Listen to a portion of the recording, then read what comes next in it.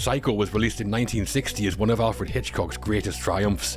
A low-budget experiment that became an all-time classic, the film is the story of Marion Crane, $40,000, and the fateful motel she checks into one stormy California night. My name's John, and the guys who wouldn't even harm a fly are Matt. Let's put it this way. She might have fooled me, but she didn't fool my mother. And Westy. A son is a poor substitute for a lover. It's Fairfield, California, and ATRM are checking in to talk toilets, showers, and the Bates Motel. 12 cabins, 12 vacancies. What could possibly go wrong?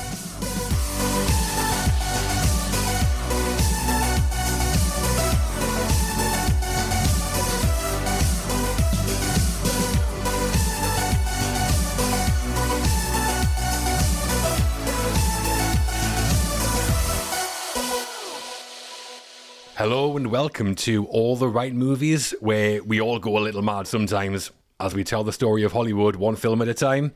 Mm-hmm. And this time out, it is an absolute all-timer. Isn't it? Certainly is. Hitchcock, Screeching Strings, The Madness of Mother. Strap in, we're telling you the story behind Psycho. Massive. Yep. Huge. Before we pull off the highway, though, should we talk about our own little roadside operation? Let's do that. Yes. Not quite as creepy, hopefully. No, it's perfectly safe. Yeah, I mean, the way you've described it is, let's be honest. Little roadside operation. Oh, I don't like that. Well, if you like All the Right Movies, you can help support us by becoming an ATRM patron. Patrons get access to our bonus podcast episode called Double Feature, where we talk 2 films to decide which makes the shortlist for our main show, as well as the watch list, where we review new releases and hidden gems. And you also get to vote on future episodes, get your questions answered on the show, and possibly become a patron of the month, as well as become part of our fantastic community of film fans. Wow. Loads more as well. So to find out more, visit patreon.com/all the right movies, or you can subscribe directly on Apple Podcasts, Spotify, or YouTube. Yes, You can. A better investment than $40,000 in an envelope, even. Oh, yeah, definitely. much better. So back to today, though, it is Psycho. You put this one up, Matt. Mm-hmm. So why are we talking about it? I mean, first of all, this is only the second time we've covered Hitchcock, so if we're going to cover him again, where else would we go but Psycho? Because how many films can you genuinely say just completely ripped up the rule book of what to expect? Because this is certainly one of them. For so many reasons we'll get into, cinema was just never the same after this one. And it's a film where even if you haven't seen it, you have seen it, because its influence is everywhere. The music, the shower scene, Norman Bates, we all know about this one. And ultimately, John, to be honest, we don't even need this section. Why are we talking about Psycho? Because it's Psycho. Yeah. Well, I'll just skip it then, should I? Yeah, Do that. Miles easier. Just 3 10s, that's it, wrap it up. Yeah, that's it. You'll find out. Short whatever. Yeah, I mean, this is one of those films that probably like a lot of people I knew loads about before I ever saw it. Knew about Norman Bates, his mother, the motel, the shower, obviously. And when I did first watch it, like in my 20s, I think, it kind of felt like watching a museum piece in some ways. Right. All these images that I knew that were just like burned into popular culture. I've also read the source material as well, the original novel, but it's the movie that everyone knows, obviously. Yeah. And I mean, in terms of status of a film, this is about as big as it gets. One of Hollywood's most legendary directors at the peak of his powers, possibly his most acclaimed film, massively influential, one of the most famous single scenes to ever come out of Hollywood, and plenty of others in there as well, and one of the most famous villains. And for us, a great one to go behind the scenes on, because how Hitchcock came to be involved and then the craft behind what he did, it's all fascinating. Yeah. And I've no doubt we're going to have some huge opinions on this as well, so if all that's your thing, stick around for it. Definitely. And Westy, how about you in Psycho? Very similar to you guys. I'm just going to echo the statements, to be totally fair. I mean, it was a huge film. I watched this one when I was about 9 or 10, I think. Wow. Yeah. Wow. And I was like, get this on. Psycho's on. Right, great. And I just remember vividly just trying to guess what was going on, guess who was going to be the Psycho. And it was just like a really exciting film for us to watch at that age. I'd seen like Night of the Living Dead, I think, around about the same time. So I was like the black and white films and that kind of old feel to it. But I mean, it is so influential. It is so brilliant. It is so accomplished. It is so confident. I mean, Hitchcock's known for his suspense and his horror work, and this is his first horror film. It's just a real rip-roar of a ride. It's 2 films in one if you're into that. It's got everything. It's absolutely fantastic piece of work. So Psycho was produced by Shamley Productions, distributed by Paramount Pictures, and released on September the 8th, 1960. Filmed at Universal Studios and on location around California and Phoenix, Arizona, it was directed by Alfred Hitchcock, written by Joseph Stefano, based on Robert Bloch's novel of the same name, and stars Janet Leigh as Marion Crane, Anthony Perkins as Norman Bates, Vera Miles as Lila Crane, John Gavin as Sam Loomis, and Martin Balsam as Milton Arbogast. Arbogast, as I'll be calling him. Arbogast. Love that sheriff. He's great. Yeah, he's amazing. Let's get checked in then, shall we? Let's do it. Let's do it. It's a Friday afternoon in Phoenix and $40,000 is about to go missing. It's the beginning of Psycho. The beginning. Psycho opens with one of the most famous first acts in cinema. We're going to be talking about the Bates Motel and our introduction to its proprietor Norman, but first, it's the heroine side of the story. It is. So we begin in a hotel room with real estate office worker Marion Crane on her lunch break with boyfriend Sam Loomis.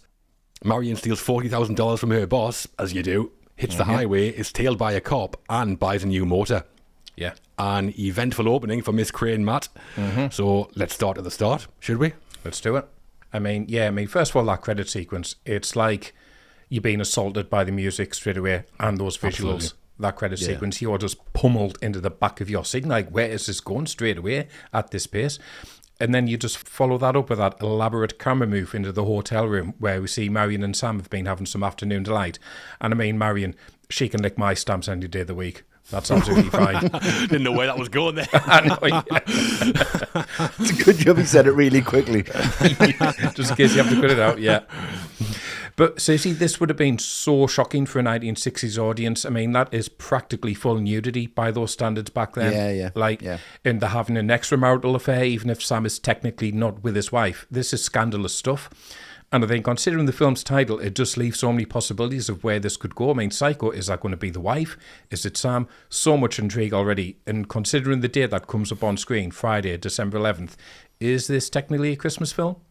I know, yeah, I think it could be. Yep. I mean, it's a stunning opening shot, that Phoenix cityscape. The book actually starts with Norman reading a book, getting shouted at by his mother. But different medium, obviously, and Hitchcock does what he does all the way through. He makes it cinematic with that wide shot. But yeah, the opening scene between Marion and Sam, in 1960, you're right, Matt, this had to be one of the sexiest openers ever. Surely. It's sizzling. But then narratively, it's all about setting up Marion's motivations, I think, because Sam's broke, he can't marry her. He only meets her in cheap hotels on lunch breaks, sleazy fella. Yeah. So when the $40,000 turns up later, you kind of get why she do what she does. Yeah. And when that happens back at the office, Tom Cassidy, the guy with the 40k, now he's a sleazy fella. Yeah, he's horrible. Stinks. Yeah. Marion's got no time for his shit. No, none at all. She goes to see Larry, her boss, to tell him she's poorly and going home, and Tom just interrupts Larry and says, yeah, she can go. What's it got to do with him? Yeah. I'm taking him out drinking. He owns the place. Yeah. The only thing is when Marion says, I'm going to spend this weekend in bed, I can't believe Tom doesn't make some sleazeball comment about it. But she doesn't give him time to, I think. Straight out the door. But it's all great setup. In 2 scenes, we get Marion's love life, her professional life, a situation, and a motivation for taking the money. It's great, like tight writing, and always engaging as well. Yeah. And just miserable everywhere, nobody knows. Yeah. Brilliant. Yeah, exactly. And those animated opening credit sequence, that was created by Saul Bass, the legendary Hollywood graphic designer. He'd already worked with Hitchcock and done the credit sequences for Vertigo and North by Northwest. And on Psycho, Bass created the titles to animate in and out with what he called a shredding effect, which he said was to represent a stabbing knife and also Norman's split personality. Brilliant, that. How great are those credits? They're it amazing. Starts on like a black screen. The first thing we hear are the screeching strings on the score. I'm on edge before I've ever even seen anything. Yeah. And the title's by Bass. It's just music, words, and some fairly simple animations, but somehow it's like terrifying. Just brilliant work from Bass. We'll come back to him quite a bit in this episode. They couldn't get rid of him. Yeah. He does a bit, yeah. Yeah. Directs loads, doesn't he? Yeah, apparently. Hitchcock originally wanted the opening shot to be a sweeping helicopter shot flying over Phoenix. It would zoom in from above the streets through an open window and right into the bedroom where Marion and Sam are on the bed. The technology didn't exist at the time, though, so Hitchcock and his DP, John L. Russell, had the idea to shoot it in a series of dissolves, getting closer to the hotel, which was the Jefferson Hotel in Phoenix. Yeah, still works well, doesn't it? Of course it does. Incredible. It's a bit jittery, but I mean, I'm not going to say anything about that. Yeah. It's 1960s. Yeah, it is a bit. Although Gus Van Sant pulled it off in his 1998 remake. So better, obviously. Only thing he did pull off in the remake. Let's be honest. Also on that opening shot, I love the title cards of location and date, like sliding in and out. Yeah. And then the pan and zoom into the hotel window. Surely that's inspired by the opening of Lost Weekend by Billy Wilder. Yeah, it's so similar. Yeah. Yeah. And one of Hitchcock's famous trademarks as a director was that he usually appeared somewhere in his films in a small cameo. And his cameo here comes at the start of the scene in Marion's office, we've mentioned. When Marion walks in, we see Hitchcock through the window standing on the pavement outside. We do. He's wearing a cowboy hat, like He Tom. is, yeah. Ludicrous. Massive Stetson in there. Massive one, He's yeah. great, isn't he? Yeah. But I saw an interview with Hitchcock where he said by this point in his career, people were always looking for the cameo, so he'd always do it early just to get it out of the way and stop distracting people from like the narrative. That's fair enough. Yeah. So he's straight in. There's nowhere else he could possibly fit in this film, let's be honest. There's really not, no. Unless he's like buying a car or something in the background. Yeah. But then even at that point, the tension's up, isn't it? So it's the right place. Yeah, it absolutely is. And we see a second Hitchcock cameo in the same office scene, but it's not Alfred this time. His daughter Patricia plays Marion's co-worker Caroline. She does, his only child. And she says about Tom, he was flirting with you. I guess he must have noticed my wedding ring. Brilliant. The confidence. Yeah. Obviously, I'm gorgeous. Yeah, because I'm married, you're not. Yeah. It's amazing. I love her confidence. She was also in Hitchcock's Stage Fright and Strangers on a Train, Patricia, three of his films. Yes, yeah. In the opening scene with Sam, we see Marion is wearing a white bra, then gets dressed in an all-white outfit with a white handbag. But after she steals the money, we see her at home getting ready to leave, and she's dressed in a black bra with darker outfit. The costume supervisor was Helen Colbig, and she said the colour change was to signify Marion's shift from innocence to being a criminal, which is brilliant. Love that. Subtle, isn't it? George Lucas, Vader and Leia. Yeah. Black and white film as well. Really subtle. No grey area. No. But that scene at Marion's, how good are the visuals? I mean, Janet Leigh in a bra, obviously. But we pan down from Marion to reveal the $40,000 on the bed, so she's kept it. And then away to the left to show her packed suitcase, so she's doing one. Love that in one shot. Yeah, he does that all the way through the film, doesn't he? He does. He does very similar ones to that, yeah. Yeah. So straight after that, she's taking the money, she's on the run, and she's got to ditch this car because there's a lovely moment when that cop turns up and there's a little bit of back and forth. But I love the kind of cat and mouse. He's in the rear view mirror, he's following her, she's got to get out of there. It says Arizona on her license plate, and he just turns off the road just at the right time. Yeah. And it's kind of tension building. I love that. But it's the back and forth here. I mean, California Charlie, what a boy. What a name. He's some boy, isn't he? The way he just leans out of the office with his bow tie on. Who are you going to say? He's great. Absolutely love him. But I love the way she gets the newspaper. She's reading that. That's what's going to hide the money in later on. So it's ramping up the paranoia. That's really good. Do anything you have in mind. You're a woman. You're going to. It's like, well, come on. It's a bit forward straight away. But she is in this hurry, and it's great because you've got the cop then turns up and he's standing on the other side of the street. And when I watched this and I was like 9 or 10 years old, I was like, that's him. That's the psycho. That's the cop there. He's going to start killing everybody. It's going to be like Maniac Cop, which I'd seen around the same time, I think, which is insane. It's great because there is this tension ramped up, and she does buy that car incredibly quickly. I mean, she gets a new one plus $700. Then it's just these like little questions that really work. It's kind of, can you prove this car is yours? Yes, I've got everything. And you just think, well, this is obviously so suspicious, but she explains her way out of it perfectly. Yeah. Is it not all right to just be in a hurry and get another car? Like, what's the problem? He said, well, yeah, but it's not normally what would happen. Everything's just so guilty, but there's just no evidence. Yeah. Which I think's really brilliant about this scene, because you can't stop her, but at the same time, you know that something is definitely wrong. We know it's definitely wrong, because all these three guys line up, and then when the mechanic puts our suitcase in, you've got the mechanic, you've got California Charlie, and then you've got the cop, and they stand as like three bad guys. Yeah. They're just leering down on her and just want to just prove something. Absolutely brilliant setup. And you're on her side, even though she's done everything wrong. You're still on her side, and that's the setup from this scene. It's great. Great stuff. Yeah, there's some beautiful motors at the car dealers, isn't there? Oh, yeah, unreal. Yeah. But I love this whole stretch of the film where Marion's got the money, because it's all narratively about Marion being like on the run. Larry sees her in the car after she said she was ill, and the cops following her about. She part exchanges the car. I think what it's doing is building Marion's guilt and how it's like eating away at her. Mm-hmm. And that's why the cop's stalking her. He doesn't know what she's done, but she does. So he's like the personification of her guilt, following her everywhere. It's just like genius stuff. Yeah, with the black eyes as well, and there's no soul there. Well, that's it. That close up of the cop's face when he finds Marion in the car. Yeah. That's one of the creepiest moments in the film. Those like mirrored sunglasses. Yeah. And he says to her, plenty of motels in the area, just to be safe. worst advice ever in a film, that, surely. It's up there, Yeah, definitely, yeah. And the car dealership Marion visits is called California Charlie's, as we've said, but it was filmed at a real dealership called Harry Mayer's Used Car Lot, which was in North Hollywood. And you may have noticed that a lot of cars in the lot are made by Ford, and this is because Ford Motor Company was a sponsor of Hitchcock's TV show Alfred Hitchcock Presents, so the car lot was intentionally packed with their cars. All right, nice. Product placement. But what's interesting is that Marion's doing nothing wrong in that moment, like you're saying, Westy, but Hitchcock somehow makes us feel like she's like robbing the place blind or something. Yeah. Yeah, it's ridiculous. She's going to pull a shotgun out or something. Yeah. I'll tell you what, if Ford sponsored that, there is not one used car in that lot, I'm sorry. They're all pristine. Yeah. Amazing. California, Charlie. And some of the most famous shots from the film are the close-ups on Marion as she's driving, often with the voiceover, basically explaining what's going on in her head, which I think are fantastic moments. Very 60s though, but very Hitchcock. Yeah.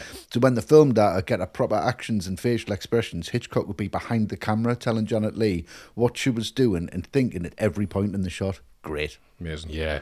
Those scenes in the car, close up on Janet Leigh, the voiceover where Marion's like imagining everyone's found out what she's done. Good. The guilt just like eating away at that. It's such a brilliant way to do it. And you do that when you're driving. It's like, if I haven't got the radio on, you just start spinning everything you've done in the last 20 minutes. It's like, oh, did I say the right thing? Who've I pissed off this time? Yeah. So that's Marion on the run, a white bra, $40,000, a black bra, and a cop in the rear view mirror. I think she needs somewhere to stop for the night, don't you? That's the last thing she needs. Yeah, just keep on driving. Yeah, safer with California Charlie in the toilet. Caught in a downpour, Marion pulls off the highway and sees a flickering neon sign, Bates Motel, vacancy. She checks in, and it's here we meet the guy who runs it, Norman Bates, and see some of the most famous scenes in the film as Norman talks to, then spies on Marion. Yeah. He's a strange chap, Norman, isn't he, Matt? A little bit, yeah. But how are the first scenes in the motel? I mean, how great is that reveal of the house on the hill just looming over the motel? Yeah, I mean, it's pretty great. Just looks malignant. And I think having the house and the motel separate, but they're still linked together really closely, I think it's just this great visual representation of Norman and his mother, because he can go to the motel to work as often as he wants to, but he'll never truly escape her. She's always watching over him from that house. Yeah. It's like a church in a graveyard, isn't it? It is. It's totally got that vibe to it. Totally does. And then in retrospect, like, it's so chilling when Marion sees mother, as we think, walk past the window in silhouette. Because it just looks so innocuous, but knowing it's actually Norman dressed up, it's just spine-chilling stuff when you come back to it. Yeah, it's not Michael Jordan cut out from Home Alone. And then we properly meet Norman, and at first he's got all the patter and charm, the 12 cabins, 12 vacancies thing, but it just starts to chip away slowly at this first perception that this guy's all right. I mean, the way he hesitates over the number 3 key before giving her number 1, so she could be next to the parlour for reasons we'll shortly talk about. Yeah. And then showing around, and he can't bring himself to say the word bathroom. He can't even look at it, just gestures at it, and kind of goes, ugh. Right, yeah. Great introduction to him. It really is. It's just a masterclass in like building dread for me, because you've got Marion driving in the rain. Just the rain hammering on the windshield is such a great visual anyway. Yeah. And then the music cuts, the Bates Motel sign comes into view, and suddenly it's like we're somewhere else entirely. And the check-in itself, I find that quite tough to watch now, probably because we know what's coming. But that moment you mentioned, Matt, when Norman reaches for the key for room 3, as he does that, Marion says she's from Los Angeles, and Norman then goes for key 1 instead. Yeah. So is that the moment he decides to kill her, or just the moment he decides to spy on her? I'm not sure, but either way, minding the gutter for Norman. And I mean, Anthony Perkins, we'll talk about him properly, obviously, but from the first scene, he is perfection as Norman. Yeah. He is. So the scene after the check-in, Marion goes to her room and overhears Norman arguing with his mother. We find out he's arguing with himself, obviously, but to hide the twist, Hitchcock did some things to misdirect the audience. She's got a loud voice, Mrs. Bates, hasn't she? Booming voice. Carries right the way down to the motel. It's funny when Norman's like, Mother, she's just a stranger. As if men don't desire strangers. Yeah. So Hitchcock had a chair on set throughout filming which had Mrs. Bates written on the back of it. So anyone visiting thought that there was an actress playing the part. And he told the press that either Helen Hayes or Judith Anderson would be hired to play Mrs. Bates. Nice. She played Mrs. Danvers in Rebecca, Judith Anderson, so there was a link there. Yeah. And apparently Norma Varden, who's in Strangers on a Train, she read those reports and thought they were real, and she got in touch with Hitchcock to say that she wanted to play Mrs. Bates. Right.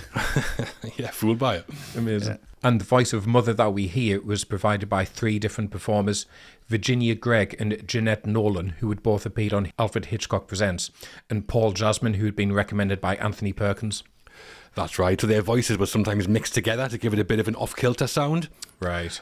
A lot of it was Virginia Gregg, though. She delivers the famous monologue in the final scene.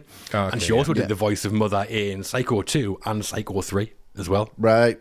Was it not Thomas F. Wilson? She did the voice of his grandma in Back to the Future 2. Yeah. It's a massive rip-off. Gertrude Tannen. Yeah.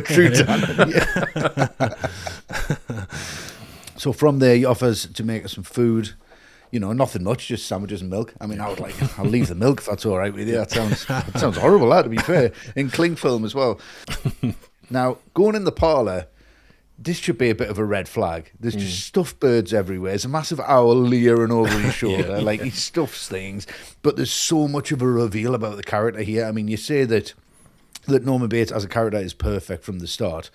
And this whole sequence just adds to it and just adds layer upon layer of confusion, but at the same time, real sympathy for him.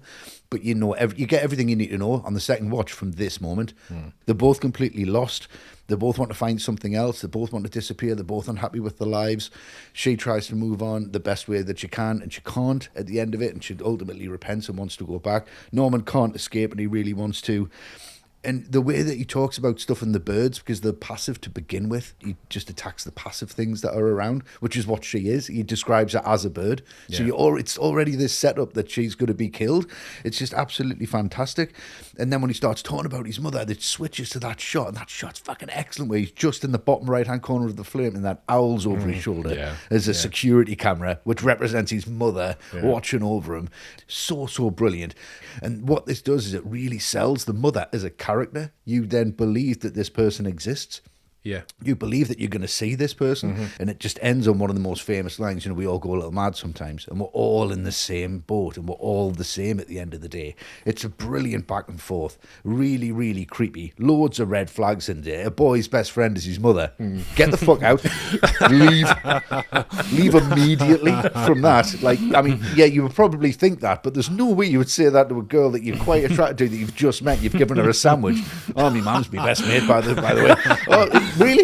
You stuff birds and stuff. You're here by yourself. Yeah, there's nobody else here? No, right, I'll see you later. And the way that it's played back to him as well by Janet Leigh is just incredible. Both of them are absolutely firing on all cylinders here, and you buy it hook, line and sinker. You're into this film from this point. Absolutely. I mean, it's just two people talking and barely moving at all, but it's so tense and so well put together. It's how the scene develops a narrative that blows me away, because this is where the narrative starts to shift and where Hitchcock transfers the role of main character from Marion to Norman. It's basically at the start just 2 static shots, one on Norm and one on Marion. But the way they develop it visually is great. The first time Marion mentions mother, you mentioned it, Westy, it cuts to a different shot of Norman, that one framed under the owl. Yeah. Then it switches again when Marion suggests putting mother in some place, I think she says. And then Norman's shot from this really weird low angle where Marion's shot at eye level. So she's shot from Norman's point of view, but Norman isn't shot from hers. So it's visually starting to put us in Norman's shoes. Yeah. And this is when Marion makes her decision to go back home. So her arc's basically done. And then she tells Norm her name's Crane when he knows she's written Samuels in the logbook. So he knows there's a good chance no one knows where she is. So it's all there in the writing as well.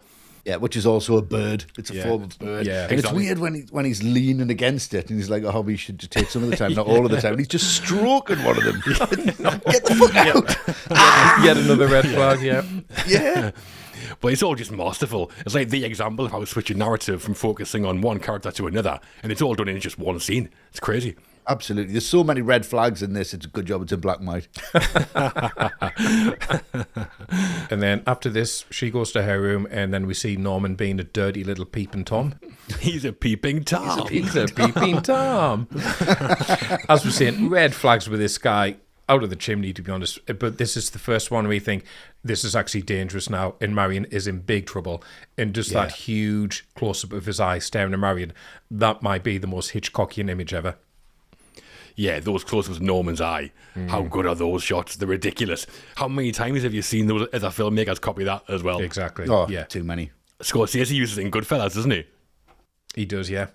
Norman spies on Marion by taking a painting off the wall to reveal a peephole behind it. The painting is Susanna and the Elders, which is a great name for an all-female punk band if you're looking for a name. It really is. That's absolutely class. Which was by William Van Milleris in either 1691 or 1731. It shows the Old Testament story of two elderly men spying on a young woman bathing, reflecting Norman's spying on Marion. Disgusting. Yeah, so it was from Hitchcock's own personal art collection, apparently. I bet it was. Yeah. Yeah. No idea if he used it the same way Norman does. People behind it. Yeah. Who knows?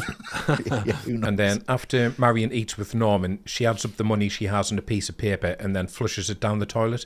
Now, the Hays Code was still in practice at the time and restricted toilets being flushed on screen for some reason. But the writer Joseph Stefano wanted to break that taboo, so Hitchcock told him, make it integral to the plot so that it couldn't be removed. And this is the first film that shows a toilet being flushed on screen. Wow. Yeah, more shocking than the murder it was at the time. How mad's that? Yeah. People gasping. Yeah. Probably gasping at how simple that fucking sum was. 40 grand, minus 700. Dead straightforward, that. Terrible at maths, Marion, isn't it? Oh, fucking let's rip this up. Well, before we head for a much-needed shower, we've got a question from our ATRM patrons. It's on the parlour scene, and it comes from Nathan Lang. Hello, Nathan. Hello, Nathan. So Nathan says, Psycho has to be my favourite Hitchcock. His use of foreshadowing and symbolism is so rich and best exemplified in the conversation between Marion Crane and Norman Bates.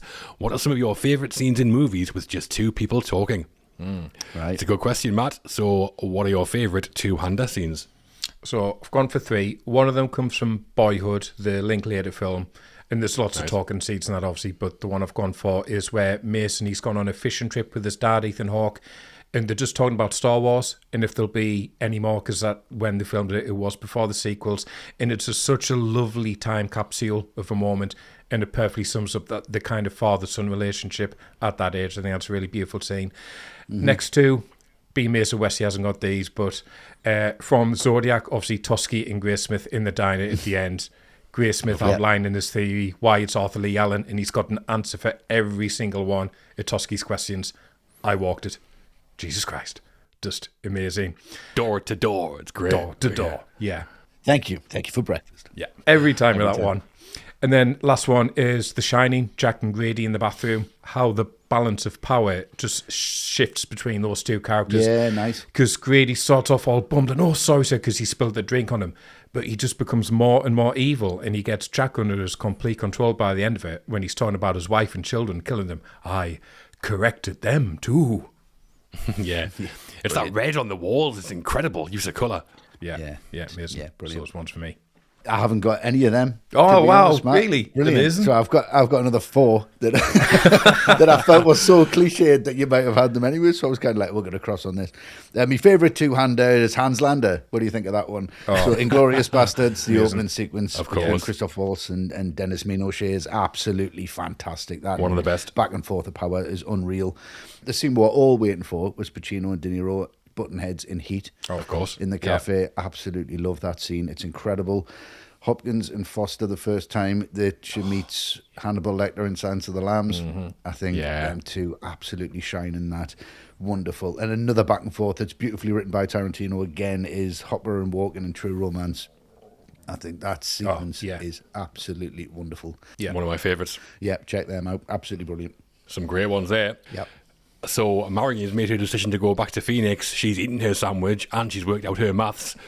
Time for a shower before she heads back home. Easy, right? Yeah, she'll be knackered after all that. I'd skip it. The director. The director of Psycho was one of the biggest filmmaking names in Hollywood, Sir Alfred Hitchcock. Psycho was his 51st feature as director, with many classics under his belt already before this. Some titles: The 39 Steps, Suspicion, Shadow of a Doubt, Notorious, Rope, Strangers on a Train, Dial M for Murder, Rear Window, To Catch a Thief, The Man Who Knew Too Much, The Wrong Man, Vertigo, and North by Northwest. Wow. Not a bad filmography. I thought you were going to do all 51 there, John. Yeah. Don't do the silent ones, that's fine. Stop for breath. I always do the famous ones, and there was just too many. Yeah, loads. Yeah. So, Matt, Hitch, what do we think of his work as director on Psycho? I mean, I think it's Exhibit A why he was called the Master of Suspense, isn't it? And it's the way he manipulates the audience for me, because we start off with Marion, as we said, scandalous that she's having an affair with a married man. And then she becomes a thief and goes on the run. But Hitchcock makes us so sympathetic that we are complicit with her crimes. We want her to get away. And then she has this change of heart, and you think, okay, that's where her arc is going. Until no, Hitchcock brutally murders her off halfway through. But even then, he doesn't change the narrative. So we follow her grieving sister or the boyfriend or the private detective. He puts us firmly in the perspective of the guy who, as far as we know at this point, has covered the murder up. And then we end up really liking him. We don't want Arbogast to find out the truth. We want Norman to get away with it. And then he just flips it all on its head again at the end when we find out what's really been going on. And it's just sleight of hand after sleight of hand where he makes us look one way and then completely blindsides us. And the last thing that I always get from Psycho, Hitchcock thinks this is just hilarious. To him, this is a black comedy. Like, when the audience is shrieking and screaming, I think he's just got a big smile slowly spreading across his face.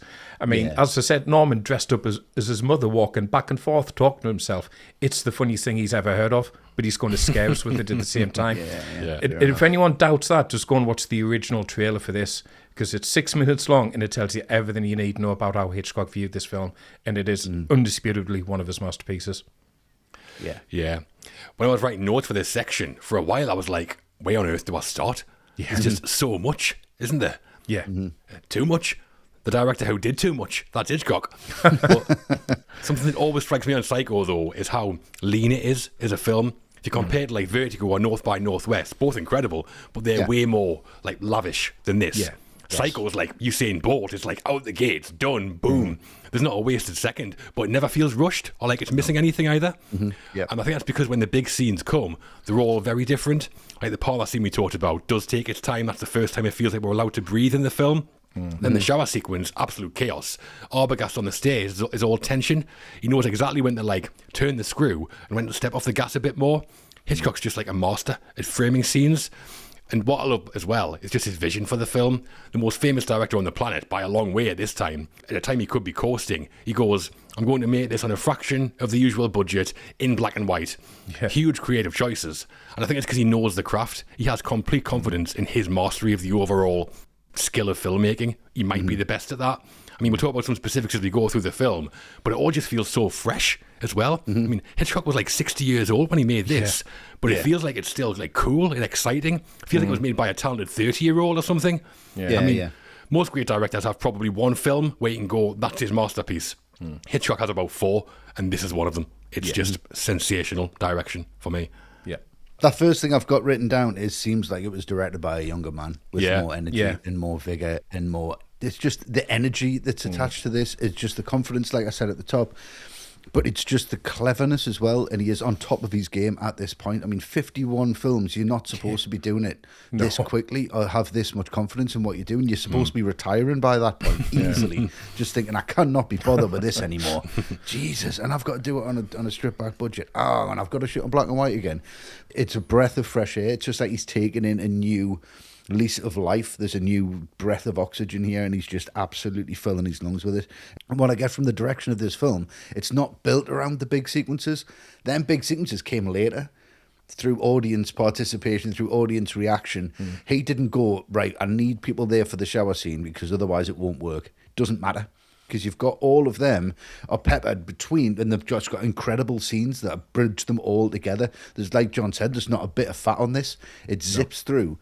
And even if you miss a couple of scenes, it doesn't matter. You can kind of catch up with it. It's just that clever. He hits you with that shower sequence and then lets you sit with it for a long, long time, which was unbeknownst at that point. And that, in like 1960, to sit with something like that and just see the aftermath of it was just incredible for an audience to sit through, and they had to sit through it, and he made them do it. It's staggering. I mean, we've talked about it already, but that parlour sequence, that back and forth between them would be a standout in pretty much any other film. That introduction of no, it was just, it doesn't get better, then it just goes downhill from there. But it doesn't. It goes up, and it keeps going up, and it keeps getting better. Literally goes uphill. Of course it does, massively. It just gets better and better and better and builds on it. But the thing about Psycho is it knows it's amazing, but it's nowhere near pretentious enough to be. And then that's the whole point. He's not being pretentious with it. He's just being clever. He knows exactly what he wants to do with the film, and he knows he wants people to be scared, and that's exactly what he does. Yeah. This is so much better than it had any right to be. Oh, yeah. Should be so throwaway. It should be. You remember that Psycho one he did? Wasn't North by Northwest, it was went it? on his TV show, which obviously I think he nearly did, and there was lots of elements that brought it all together, but I think he just went in this in the excitement of a child, just like, I'm going to make something scary, and that's it, and that's exactly what he did. That passion's still burning there, and you can see it. Yeah. Oh, even now, it's brilliant. So the novel Psycho was written by Robert Bloch and published by Simon and Schuster in 1959.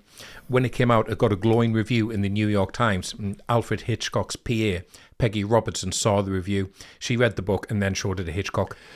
Yeah, Anthony Boucher had written that review. He was a well-known mystery writer and critic at the time, so his approval was quite a big deal, I think, at the time. Yeah. And then in the late 50s, Hitchcock had seen 2 film projects fall through. He abandoned an adaptation of a book called Flamingo Feather when it became a logistical nightmare. And he'd also been planning to make a film with Audrey Hepburn called No Bail for the Judge, but that stopped when Hepburn fell pregnant. It was at this time Psycho dropped on his desk and he bought the rights from Robert Bloch for $9,500. Nice. Hepburn and Hitchcock together at last, nearly. Never worked together, did they? I know, that would have been amazing. Yeah. But when Hitchcock first bought the rights to Psycho, he did it anonymously. I think if Bloch had known who he was selling it to, he might have asked for quite a bit more money. He would have ramped it up slightly, I think. Might have done, yeah. And the rights were bought through Shamley Productions, which was Hitchcock's own company, and he was inspired by William Castle, and he was a B-movie director who had hits in the late 50s with the likes of House on Haunted Hill and The Tingler, horrors made on shoestring budgets. Yeah, that came from the Psycho screenwriter Joseph Stefano. He said the first time he met Hitchcock, he was praising those Castle films, but said, just imagine if somebody good made one. You know, like me. Slammed. Paramount had passed over the book when it came out, but as they had Hitchcock under contract for one more film, he took Psycho back to them. They didn't like the novel, but Hitchcock said he'd make it for cheap. He also said that he'd defer his normal $250,000 salary and put up the $806,000 production budget himself. In exchange, he asked for 60% of the film's profits and getting the film distribution rights back after Paramount made their money back. Paramount thought it would never be a big hit, so they agreed. Fools! Apparently Barney Balaban, the president of Paramount at the time, he said about Psycho, it's unfilmable. It's about a queer killing people in his mother's dress. Wow. Aged like milk, that quote, in more ways than one. Yeah, Hitchcock had the last laugh. Definitely not what it's about. No. And North by Northwest had cost over $3 million, so working with a budget much less than he was used to, Hitchcock came up with ways of cutting costs. So instead of going with his usual feature film crew, as we mentioned, he hired crew members from his TV series Alfred Hitchcock Presents instead. Nice. Yeah, and he shot it at Review Studios, the TV arm of MCA, rather than on the Paramount stages, because it was cheaper, presumably. Yeah. So it had all the resources of television, but this does not look like a TV movie at all. Not one little bit. Not for 1 second. No. It's better than every other movie came out that year, to be honest. Yeah. And he also came up with a very short shooting schedule of about 3 months and had the script changed so that they needed as few sets as possible. Yeah, and that shorter schedule meant they could get the crew cheaper too. The whole crew cost $62,000. The crew that made Psycho. How mad's that? Ridiculous. Yeah. Hitchcock knew the importance of keeping the reveal about Norman a secret. On the first day of filming, he had made each cast and crew member stand in front of him, raise the right hand, and say, "I promise I shall not divulge the plot of Psycho." He stopped Janet Leigh and Anthony Perkins doing any press for the film in case they gave anything away. And there's a famous story that Hitchcock had Penny Robertson buy up as many copies of the novel as they could so people couldn't read what happens, and he refused to release a plot synopsis to the press. Amazing. Yeah, secretive man. The only other director who'd ever done that was Cecil B. DeMille, who apparently refused to tell reporters the plot of the 10 Commandments. I think we kind of know what happens in that one, to be honest, Cecil. Cecil's revealed there's only 9. Yeah. Oh, what the fuck? Yeah. Go out and buy every copy of the Bible you can find. Yeah, sure, I can do that. Well, Hitchcock famously never won a Best Director Academy Award. He was nominated for Psycho, though, his 5th and final nomination. Mm-hmm. Do you know who he lost out to? I do know this one because this one's a tough one because it was Billy Wilder for The Apartment. It was indeed. That's competition. Yeah. Another superb one, yeah. Mm-hmm. So, no major award, but in creating one of the most iconic and influential films to ever come out of Hollywood, and somehow on a budget of less than $1 million. He did all right, Hitch, didn't he? Yeah, it's all right, isn't it? Just a bit, yeah. cast. Like the film, the cast of Psycho is a lean one. In this section, we're going to be discussing Anthony Perkins as Norman Bates and Vera Miles as Lila Crane, but we're starting with Norman's tragic victim. We are. Mm-hmm. So Janet Leigh plays Marion Crane, a Phoenix real estate secretary. We watches Marion enjoy some afternoon delight with her boss Sam Loomis before deciding to pocket $40,000 of her boss's money, skip town, and meet her demise at the Bates Motel. Mm. A classic Hitchcock blonde, Matt. Mm-hmm. That was Janet Leigh as Marion Crane. I feel a bit sorry for her, actually, because I think when people talk about this film, they'll talk about Perkins in the shower scene and the twist. I think she just gets a bit taken for granted along the way. Like, her performance only really gets talked about in relation to the shower scene, but she brings so much more to it than that. I mean, part of the reason that scene is so shocking is because of how likeable Marion is. Yeah, and considering, as we've been saying, she's a thief and she's having an affair with a married man, that's all down to Lee's performance, how much we like her. I mean, that scene we've talked about where she's driving away and imagining all the conversations other people are having about her. So many conflicting emotions playing across her face. You know, there's regret, there's fear of the consequences if she does go back. But there's also like an undeniable joy at what she's done at the same time. Like, why doesn't she deserve a better life with Sam? That businessman wasn't utter prick, so he deserves it. And she's kind of enjoying this. So I think that scene, the Paula scene where she treats Norman with such kindness, they all contribute to what a well-drawn character Marion is, and that's why her death is so impactful. And Lee's performance needs a lot more praise than he usually gets. Yeah. And when she gets the money, he says to her, like, I never carry more than I'm prepared to lose, or I can afford to lose. Yeah. So he can afford to lose it. Yeah, exactly. Like, it's expendable stuff. Yeah, totally get why she gambles on it. Every thought in her head is totally believable through her performance. Yeah. Yeah, I think of all the cast members, she brings the star quality. She is a classic Hitchcock blonde. She's glamorous, elegant. The camera loves her. From her very first shot lying on the bed in the hotel, you see why Hitchcock wanted her. She looks great, and it'll be a massive shock to see her get butchered, basically. Yeah. But she's not just a pretty face, like you're saying, Matt. Janet Leigh's got the acting chops as well, for sure. Mm-hmm. She's got to sell the whole first act of the film on her own, basically. And she does. I believe Marion is a decent person who gets pushed far enough to make a mistake. And then I believe her when she comes to her senses and changes her mind. I mean, we talked about the parlour scene, and I think Leigh's excellent in that. Yeah. She barely even moves, but you can kind of see her making the decision to go back. It's all in like her mannerisms and her face, really subtle. Yeah. But then she's like gone, which I still find it quite shocking now. In 1960, it must have caused meltdowns. The biggest name in the film lying dead on the bathroom floor. Yeah. It's horrific. And what makes it work is the work that's been done to that point to make us relate to and care about Marion. That's in the writing, it's in the directing, and it comes from Janet Leigh as well. I think it's all round great character building. Yeah, it is. Yeah, I mean, she's just, for me, really, really fantastic performance, because it without her, you haven't got the impact. Like Matt says, you don't have a film. You need a character that you can follow, that you are just as confused as she is, you are just as guilty as she is, because you're seeing this all through her point of view, and you understand her backstory without going too far, and you kind of sympathise, and it really does work. And thinking of Janet Leigh as well, at this point in her career, she's read this script, she knows what's going to happen. And she's put the groundwork in here. She could have easily phoned this in and know she's going to get a really good death scene and not be in the rest of the film. And she could have been bitter and a little bit annoyed by that, but she definitely isn't. She acts in the start of this film like she's going to be there when the credits roll. Yeah, she does. And that's the best thing about it, and it really does work. It's almost like she didn't know she was going to get killed as an actress and as a character. It's just, well, I'm in this all the way through, aren't I, Hitchcock? No. Oh, it almost feels like that. That's how much she brings to it. She brings this, like, she's the lead, she knows she is, she convinces us that she is, and then she's wiped out spectacularly. Well, I mean, that reach out to the shower curtain, there's nothing more iconic. She looks the part, she acts the part. I do think, it's criminally underrated how good this performance is, because you wouldn't have a film without Janet Leigh. Absolutely, yeah. So before Janet Leigh was cast as Marion, there were lots of names that Hitchcock apparently considered. So Eva Marie Saint, Lee Remick, Angie Dickinson, Piper Laurie, Shirley Jones, Lana Turner, Dina Merrill and Gene Simmons were all discussed. Eva Marie Saint was in North by Northwest, wasn't she? Yes. Yeah. And Angie Dickinson, she plays a Marion Crane type in Dressed to Kill, which is kind of Brian De Palma's homage to Psycho. It is. Yeah, that's right. Yeah. One of many Brian De Palma homages to Psycho. Yeah. Every film that Brian De Palma made. Apart from Scarface, obviously. But Hitchcock liked the idea of casting Janet Leigh after seeing her in Orson Welles' Touch of Evil in 1958. So he sent her a copy of Robert Bloch's novel with a note saying, "Please consider the part of Mary. Anthony Perkins is set to play Norman Bates," and she never had her audition. Yeah, she also had one film left on a 7-picture deal with Paramount, Janet Leigh, so I imagine they put her forward to Hitchcock as well. And she agreed to do it for a quarter of her usual salary, which was like $100,000. Right. So she must have been keen on Hitch.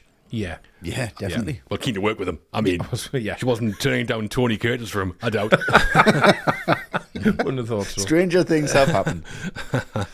And Leigh said that when she was cast, Hitchcock briefed her before filming by saying, "I hired you because you are an actress. I will only direct you if A, you attempt to take more than your share of the pie, B, you don't take enough, or C, you are having trouble motivating the necessary timed movement." All right. And he made her take the "I will not spoil Psycho" oath, presumably. Yeah, that'll be it, yeah. And Janet Leigh did say as well that she created the whole backstory for Marion. She knew what she was like in school, what her favourite colour was, what made her laugh, all that kind of stuff. Yeah. Right. And it kind of shows, because I'm always surprised how fleshed out she feels like almost immediately. Yeah, she does. And other crew members fed into the character as well. Marion was dressed by the costume designer Rita Riggs and costume supervisor Helen Colvig. They bought the clothes from a Beverly Hills boutique called Jax, Jax, based on photographs given to them by the assistant director Hilton A. Green. Yeah, so apparently Hilton Green found a young woman somewhere who matched the look he had in his head for Marion, and he took photos of all of her clothes and gave them to the costume team. Wow. Really weird. Buffalo Bill. But yeah, it sounds like Norman Bates or Buffalo Bill, if you ask me. You were 12, right? Leigh was only on set for 3 weeks, and 1 week of that was filming the shower scene, but the film had a big effect. After the film came out, she received some threatening letters from men detailing what they would like to do to Marion Crane. One was so bad, she passed it on to the FBI, and they investigated it and found the culprits. It's awful, isn't it? Yeah. Yeah. She also said that the film made her feel really vulnerable in the shower from then on, and she would always have baths if possible for the rest of her life. Yeah. Wow. Okay. Yeah. Well, for a performance as Marion Crane, Janet Leigh was nominated for Best Actress in a Supporting Role at the Oscars. She lost out to Shirley Jones for Elma Gantry. Okay. Shirley Jones had been in the running for Marion as well, like we said. Yes. Right. She was, yeah. So, no win, but we think Janet Leigh brings the star quality as Marion, and with the shock of her exit, one of the classic Hitchcock blondes. Iconic performance, yeah. Yeah, definitely. Second in our cast list is arguably the most famous performance in the film, Anthony Perkins as Norman Bates. We meet Norman as the lonely young man who runs the Bates Motel and see him murder Marion, then P.I. Arbogast before finding out he is mother and seeing him locked up for his crimes. You might fool him, Matt, but you won't fool his mother, all right? So, how's Anthony Perkins and Norman Bates? Again, I feel a little bit sorry for him as well, because after he did this, he was so typecast as Norman for the rest of his career. No one could see him as anybody else. Yeah. Having said that, the reason he's typecast is because he is so brilliant as Norman. Like, you never know where you are with this character. When you first meet him, as I said, he's got this easy charm to him and he thinks very likeable. But then you see that's just on the surface, and there's this whole, like, ocean of anxiety and nervousness to the character. He's so incredibly awkward in his own skin, but that's because really that skin belongs to someone else, and there's someone else in there. And you do get these moments where I think you can see mother bubbling to the surface, like when he pushes Marion's car into the swamp to dispose of the body. There's just like the hint of a smile on his face, like he's enjoying this, which Norman isn't, but mother is. And that's what we're seeing. And it's this constant conflict between the two. And whenever he has to talk to someone, he's a nervous wreck. And yes, it's a shame he was typecast, but if it's going to happen to you as an actor, at least make sure it's for something as memorable as this. Mm-hmm. Yeah, I mean, it's iconic, isn't it? Yeah. Part of Hollywood history. I mean, as a character, Norman's interesting because he's not a cartoon. He's grounded. Because on the surface, he's shy and awkward. He does seem like he wouldn't harm a fly. But as I get to know him, it becomes obvious he's disturbed and then has a split identity. I think what's really interesting is how we're clearly supposed to relate to him, because we see how lonely he is. We hear his embarrassment with mother.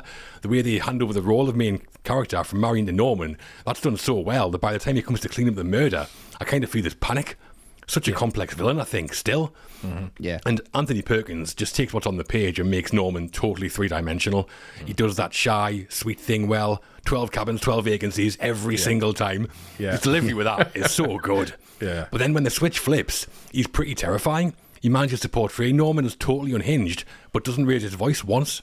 Just the way that he stands, the way he holds himself, and those shots next to the swamp with no words, and then that smile that he gives to Arbogast after he drives away because he thinks he's getting away with it. They're so good. Yeah. I mean, what can you say? It's Norman Bates in Psycho. one of the great characters in Hollywood. And it's in the writing, and it's also in what Anthony Perkins brings as well. Just all-timer stuff. I love him. Love him. I love him. Sweetheart. I think he's great. In the first 30 seconds, he's like one of them people who's like, you really like him when you first move in, and then he gets a little bit creepy as your neighbour, and then you end up just waving, and then you just don't come out if he's at the car. You just wait a little bit longer. It's that kind of character, but it has this believability. And I think what you guys were talking about there, like when he's happy with himself, I always see it as like how happy his mother would be at his actions. Not necessarily her as a person, but she would be proud of him, like he's making her proud by doing this. He hasn't got his own mind. He doesn't oversell everything, but he doesn't undersell it either. The fact that he spends all of his time just stuffing birds, and I don't mean that as a euphemism. Literally. He wishes. I think his wardrobe's great. He just looks really clean. He's really crisp. He's really fresh. He's just really zippy as a guy. So he's got some good gags in there, like you said there, John, like 12 cabins, 12 vacancies candy. And he's just got these little moments where it's just so well measured and so well played through. You believe it. You believe every single step of it all the way through the film, and that's so important. But that's Perkins' performance. He is fantastic. I guess the only negative, like you said there, Matt, is how it affected Perkins himself, because he did become totally typecast, didn't he, as Norman? Yeah. I think if you're that good, though, there's nowhere else you can go. Once you do this, that's it. Yeah, absolutely. It's a shame that his career suffers, So in the novel, Norman is described as being a pudgy, balding, middle-aged man in glasses. Some writers who knew Robert Bloch have said that an inspiration for Norman was Calvin Thomas Beck, who was a publisher of a horror magazine called Castle of Frankenstein. Apparently, he was a socially awkward mama's boy who was dominated by his overprotective mother. Sounds very familiar. Yeah, imagine that, though. I've based a character on you in my new book. Oh, have you? I can't wait to say that. Massively insulting. He's a massive fat wet lettuce who loves his man. Oh, class. Thanks for that. And it seems like there was never anybody else considered to play the part of Norman. Joseph Stefano said that he was initially reluctant to write Psycho and told Hitchcock the problem was the character of Norman in the novel was just impossible to sympathise with. And Hitchcock said, well, what if we get Tony Perkins? Yeah, Stefano had recently seen Perkins on stage in a play called Look Homeward, Angel, and he said, when I saw him, I thought, that's exactly who I want Norman to be. Right. So he knew straight off, Fair enough. And like Janet Leigh, Perkins owed Paramount a picture under his contract, which meant his fee was well below his usual rate. He got paid $40,000 to play Norman. In contrast, Cary Grant had been paid $450,000 for North by Northwest. Wow. 40 grand for Norman Bates is a bargain. Yeah, really is. Yeah. Maybe that's why Marion stole that much, paying for him. Exactly. Yeah. Just take it straight out the safe. He didn't put it in the boot after all, did he? Or the trunk, or whatever you want to call it. Well, Perkins later said as well that on set, Hitchcock would always refer to him as Master Bates. Of course he did. Hitchcock did get accused of harassing some cast members, like Tippi Hedren most famously, didn't he, on The Birds? Yeah, he did, yeah. Well, before we finish on Anthony Perkins and Norman Bates, we've got our next ATR and Patreon question, and it comes from Gareth Binmore. Hello, Gareth. Hello, Gareth. Gareth says, what makes Norman Bates one of cinema's most enduring psychological villains, and how does the film portray a dissociative identity? Complex one from Gareth, Matt. It is. What's your take? Why does he endure it? I think because he's so sympathetic. Like, even though we really like Marion as a character, I still don't really hate Norman for killing her. I still feel sorry for him because we understand what an abusive and lonely childhood he had, and how ultimately he's not in control of his actions. And that's what separates him from the likes of, Michael Myers or Jason Voorhees, who go on their speeds because they want to. Norman doesn't want to do any of these murders. He's helpless, and it's a mother who wants to do them, and he can't do anything to stop her. And the other thing about him, which the two direct sequels lean into, it's that sense of knowing something is going to trigger him off, but you don't know when and you don't know what. So that's what really kind of makes him so interesting, like what's going to flip that switch in his head when he goes, you never know who's safe around him, because some people are, but some people aren't. So I think, how does it portray the identity is something to feel a bit sorry for as well as be scared about. Yeah, I think you're right. I think Norman is written to be sympathetic, because horror films before Norman were usually monsters, literally, like Frankenstein and Dracula, like the Universal stuff. Norman's the guy next door. He's really normal Bates. Until he's not, obviously. But by that point, it's kind of too late because we're already empathising with him to some extent. On the dissociative identity side, Gareth asked about, Psycho isn't a textbook, obviously. And the psychiatry scene at the end simplifies it massively, I think. We'll get to that. But from what experts seem to say, what it does get right is the idea of one personality swallowing another. Because Norman's not pretending to be his mother. In his head, she's real and she's in charge. So is Norman evil, or is one part of him evil? And if that evil part of him has came about entirely through years of abuse, as the film kind of implies, where does that leave us in judging Norman? It's so great. For 1960, this is villain writing like ahead of its time, I think. Yeah. I mean, it's barely been matched since, I think. Yeah. I think, because he is, and you do endure it because you'd kind of, in a weird way, see a little bit of yourself in him. Like if you've ever been bullied, or if you've ever felt low, or if you've ever felt this lack of confidence, and this frustration that you have where you just want to lash out, or you just want to do something. You just want something to disappear. You just want something to go away. And he has that desperation. It is very black and white. There's no, like you said, there's no grey area for him. This man wants it to happen. He's got no say in it. He's very much in the middle of it. Again, it's the performance. Whether you like it or not, you will see a little bit of yourself in that character, because he does try and act as normal as society deems it to be. What is normal to act this way, and how the film portrays the dissociative identity specifically. I think it does it very cleverly through certain techniques, and one of the most obvious is that Norman is never ever seen as a reflection in the mirror. Every other character is. Right, nice. So you never ever see another side to him. You never see that duality. You have to come up with that yourself. But ultimately, I think it's just because the character is relatable, whether you like it or not. He is to probably everyone, just about, I would think. Yeah. For his performance as Norman Bates, Anthony Perkins received no recognition at the Oscars, not even the nomination. Wow. Now, that is madness. That is mad. Yeah. But, I just don't think they knew what they had at the time. No. oh, for sure, they didn't know. Yeah. Burt Lancaster won that year, also for Elmer Gantry. Right. But for us, decades later, Anthony Perkins is pretty extraordinary as Norman Bates, a performance that defined an actor, a character, and one of the most influential roles in Hollywood. Absolutely. There's a lot to it, yeah. The last, but by no means least member of our cast we're going all in on is Vera Miles, who plays Lila Crane. Marion's younger sister, Lila, doesn't turn up until nearly an hour into the film, but ends up piecing together what's happened, eventually finding herself face-to-face with Mother, then Norman, in the fruit cellar. Yeah. Patience doesn't run in her family, Westy, so we best get a move on. Vera Miles as Lila Crane. I mean, she's fantastic. Arguably the biggest star in this film at this point, but she really does bring it. I mean, she's just so good. And the thing that I get from her performance is you completely believe her and Marion's relationship, that it's not perfect, that they kind of speak, but they don't quite get on as well as they should. And there's this element of guilt that she has all the way through the film, that they should be closer, she should know what's going on. But the performance itself, I mean, there's just such a contrast between who she's acting with. I mean, when you've got Leela and Sam in the same scene, it's like she's just head and shoulders above nearly everybody else. It's just fantastic. But what an actress to sell the actual point that needs to be sold. But she's just so intelligent as well as a character, and totally believable within that intelligence. Of just like, if Marion had just maybe reached out a little bit, I think Lila could have helped her a lot more than she feels that she could have. I don't know how much they would have spoke, Janet Leigh and Vera Miles, about it. Look, this is where we've come from. This is who we are. Feels like they had a conversation about the kind of blueprint of how these two grew up. And like I say, it's a wonderful performance from Janet Leigh, but again, not taking anything away from Vera Miles. She picks up the baton and runs with it right till the end and succeeds. She really does. I mean, she comes into it late, but I think she's really good. She's got a bit of a thankless job here, Vera Miles, because she's playing the character doing the investigating, heavy lifting in the back half of the film. She has to essentially take over from Janet Leigh, which is no small ask. Plus, she has to put up with Sam for far too long. Far too long. What makes Lila good is how capable she is, I think. Like, Arbogast gets himself killed, Sam's pretty useless, the sheriff's totally useless. So it's Lila who kind of gets us to the reveal. And Vera Miles doesn't have it easy either, because she's basically just walking from one room to another, asking questions a lot of the time. But she does bring like charisma and presence to the part. I like it in Sam's hardware store where Arbogast says to her, I might just believe that. And Lila's just like, I don't much care if you believe me or not. I think Miles is smart enough to make the character likable, which means that Marion's death hits even harder because of what Lila's lost. Only thing, and I mean, they couldn't have done it really, but I would love to have seen one scene in the first act between Janet Leigh and Vera Miles somewhere. That would have been brilliant somehow. But brilliant supporting performance, I think. And she kind of feels like the lead by the end.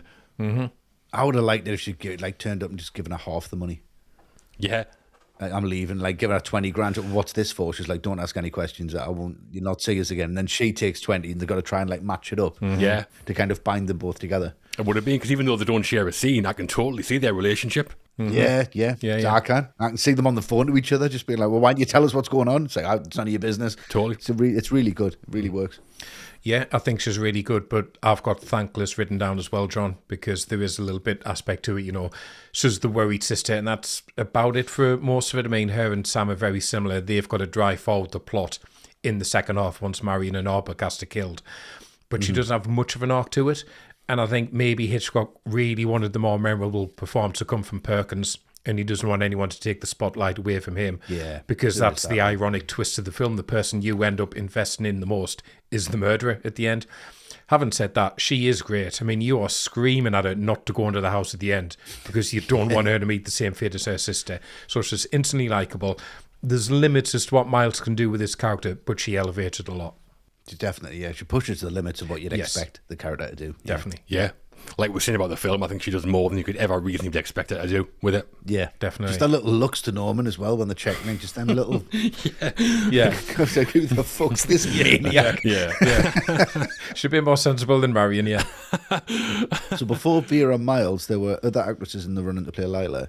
Felicia Farr, Carolyn Jones, Caroline Corney, Eleanor Parker were all considered for the role, and Kim Stanley was offered the role, but apparently turned it down due to reservations about working with Anthony Perkins. Yeah, she was known mostly as a stage and TV actress at the time, Kim Stanley, and apparently she had a problem with Perkins, although it's not reported what that was. Okay. Right. Yeah, too much Candy Crunch, probably. Yeah. Maybe. Yeah. But Psycho wasn't the first time Hitchcock had came across Vera Miles. She'd starred alongside Henry Fonda in The Wrong Man in 1956, and then Hitchcock had cast her alongside James Stewart in Vertigo, but that didn't happen as Miles pulled out when she was pregnant. Hitchcock replaced her with Kim Novak, and according to Miles, when she told him she was pulling out, Hitchcock said, "Don't you know it's bad taste to have more than 2 children?" Yeah, because he only had one. Yeah. Amazing. Yeah. I mean, I know that's bad taste, Alfred. Yes, that definitely is. Yeah. But yeah, it's quite interesting because Grace Kelly retired from acting in 1956, and Hitchcock apparently saw Miles as his next main female lead. And he signed her to a 5-year contract and had her Paramount stylists get to work on her style to turn her into a Hitchcock blonde. So yeah, she was lined up for Vertigo. Right. Wow. But to make matters worse, Miles had just filmed a war film called 5 Branded Women about Yugoslav women punished for consorting with German soldiers, and she'd shaved her head for that role, so turned up to film Psycho basically bald. So she's wearing a wig in the film, yeah. Wow. Wow. Could never tell. I never knew that, yeah. Good job I wasn't here in the shower. No one would have got the shock of his life. She could have taken the wig off at the end of the film, then she's like, "I died." And then Norman's like, Well, for a performance as Lila Crane, Vera Miles received no recognition at the Academy Awards. No great surprise given Janet Leigh took the supporting slot. Yeah. But in carrying the second half of the film and turning Lila into a role with real substance, some top stuff from Vera Miles. Yeah, no, great. absolutely, yeah. Top draw. So that's our main cast. We've talked about Janet Leigh as Marianne, Anthony Perkins as Norman, and Vera Miles as Lila. 3 very different performances, but some top casting from Hitchcock in Psycho. Yeah, brilliant stuff.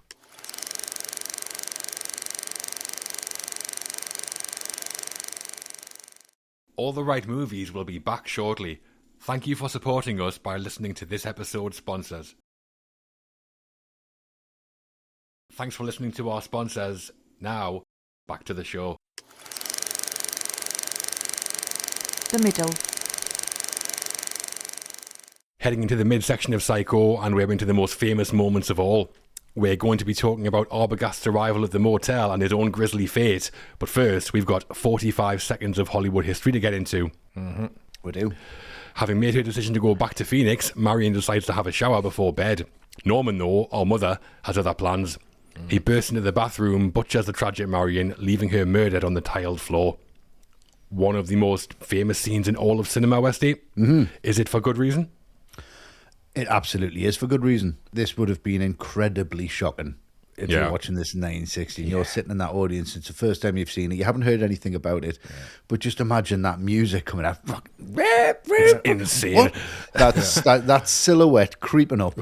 You've got no idea what's going on. The reveal from that shower curtain pulling back. The sound design's incredible. The water's still hitting down. You're already thinking, Well, this is a little bit too much nudity that I've already seen, so you'd be bothered about that. You've already seen a bra in the first scene, so you're already reeling about that. You have no idea where this is going. Seen a toilet flushing. Toilets flush. At this point, it's like watching a Serbian film, like in 1960. But it's just the editing here, just the frenesity of it, just the confusion of the whole scene, just the different angles that come up. The thing that really freaks me out is, why do people in films just get in the shower first and then turn it on? I don't understand why that happens. Yeah. Nobody ever does that, ever. No, it's too cold, yeah. It's ridiculous. It does it in this, they do it in Groundhog Day. He learns his lesson in Groundhog Day, it doesn't do it again. That's probably why she gets stabbed, to be honest. But for me, it's Hitchcock here and how he just sits with the aftermath. You just, that water runs and you're just sitting there going, can I leave now? Yeah. Can I get out of here because I'm so uncomfortable? Can I breathe? There's that blood coming down and into the drain, and then that amazing transition from the drain to the eye, and then it pulls back, and then you're still seeing her on the ground. It's just punched you in the face. It's like a kangaroo kicking you in the face for 30 seconds and then just stroking you back to life for like an hour and a half. Really strange image, that. Yeah. Kangaroo. Yeah, it is a strange image, but I'm sticking with it. Right. Yeah, it's a massive punch in the face and then a stroke of the hair. It's just so well done by Hitchcock. But if I had a time machine, I would go back and watch the audience watch this. Yeah. First showing, 1960. No one knew what was coming. That would just be incredible. Yeah. Oh, it really would. I mean, not just one of the most famous scenes in Hollywood. This is one of the best pieces of filmmaking I think I've ever seen. Literally every frame is there for a reason. It's an extraordinary thing. Firstly, when Norman pulls back the shower curtain and Marion spins round, they do like a classic thing, an American cut, I think it's called. Like when the monster's revealed or something and it goes wide shot, mid shot, close up, like bang, bang, bang. Yeah. It does that here. Wide shot of Marion to a face screaming to just a mouth. It can look really cheesy if you don't get it right. Yeah. This one is unbelievable. It's outrageous. It's the pace of it is perfect, isn't it? It is, yeah. The shots themselves are just perfect. Yeah. And then we're in, it's total chaos. I think the average shot length of the attack's about 3/4 of a second, which lets Hitchcock get away with far more nudity than he would have otherwise, I think. But the quick cutting, it's like an assault on us watching. It's just a barrage of all these horrific images, one after the other. The knife, or Marion screaming, or a body being stabbed. Just when your brain's like catching up with one, another one gets thrown in front of you.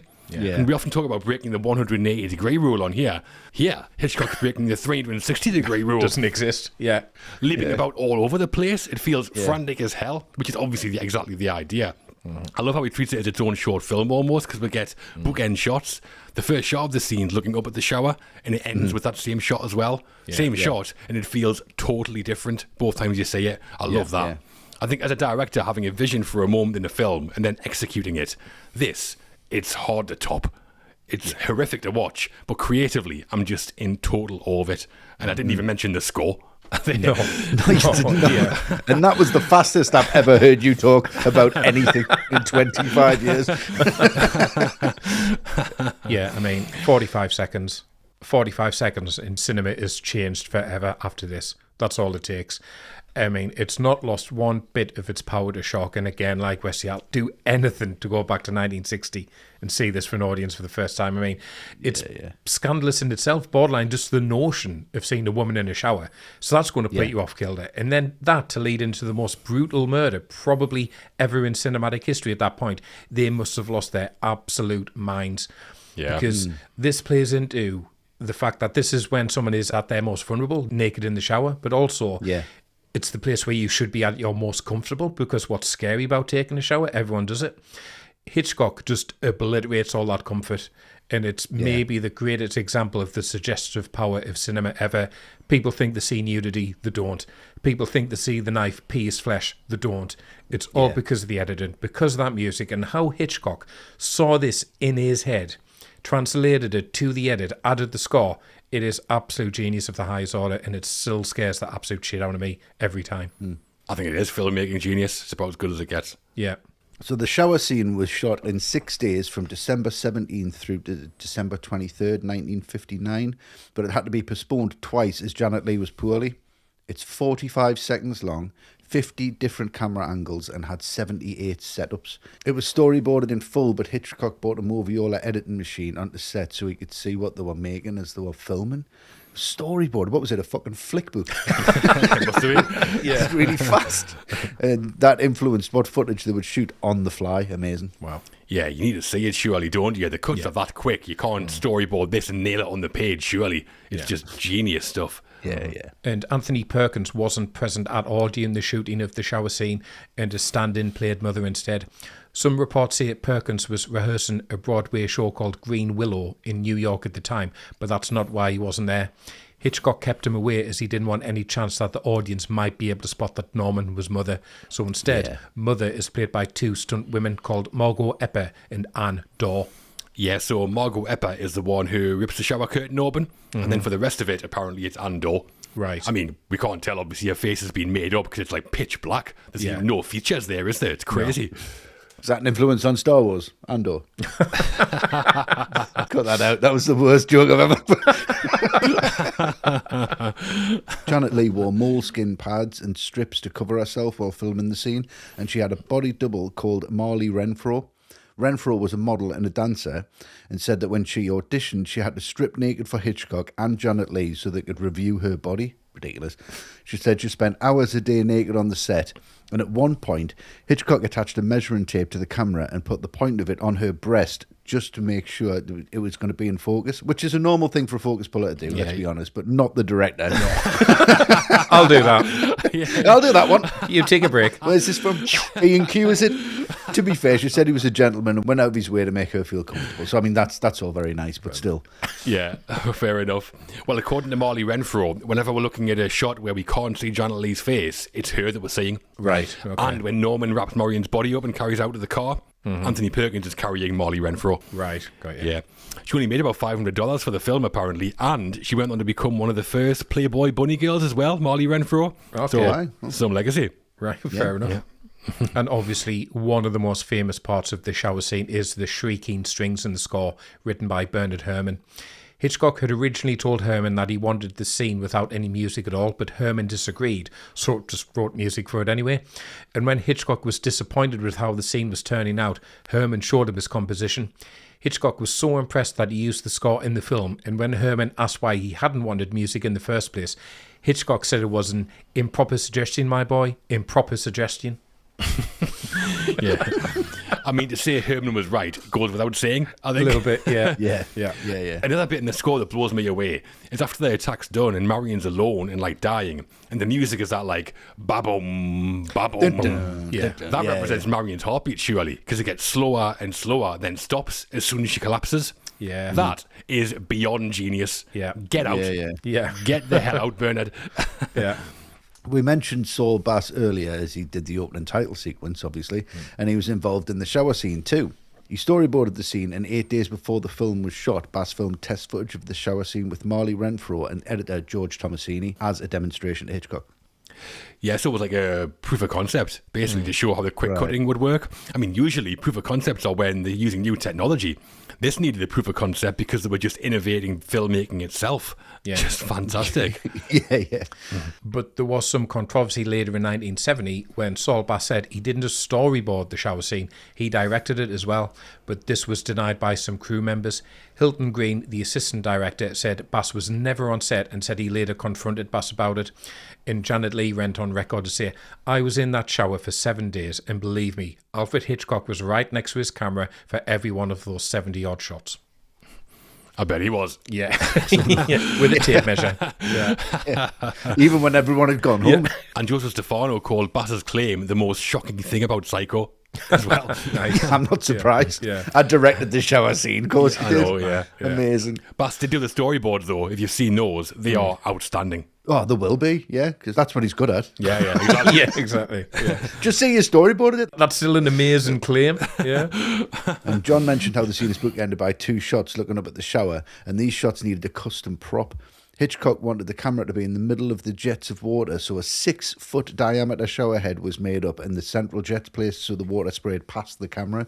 No wonder Janet Leigh was scared of showers after this. 6 foot. Like War of the Worlds.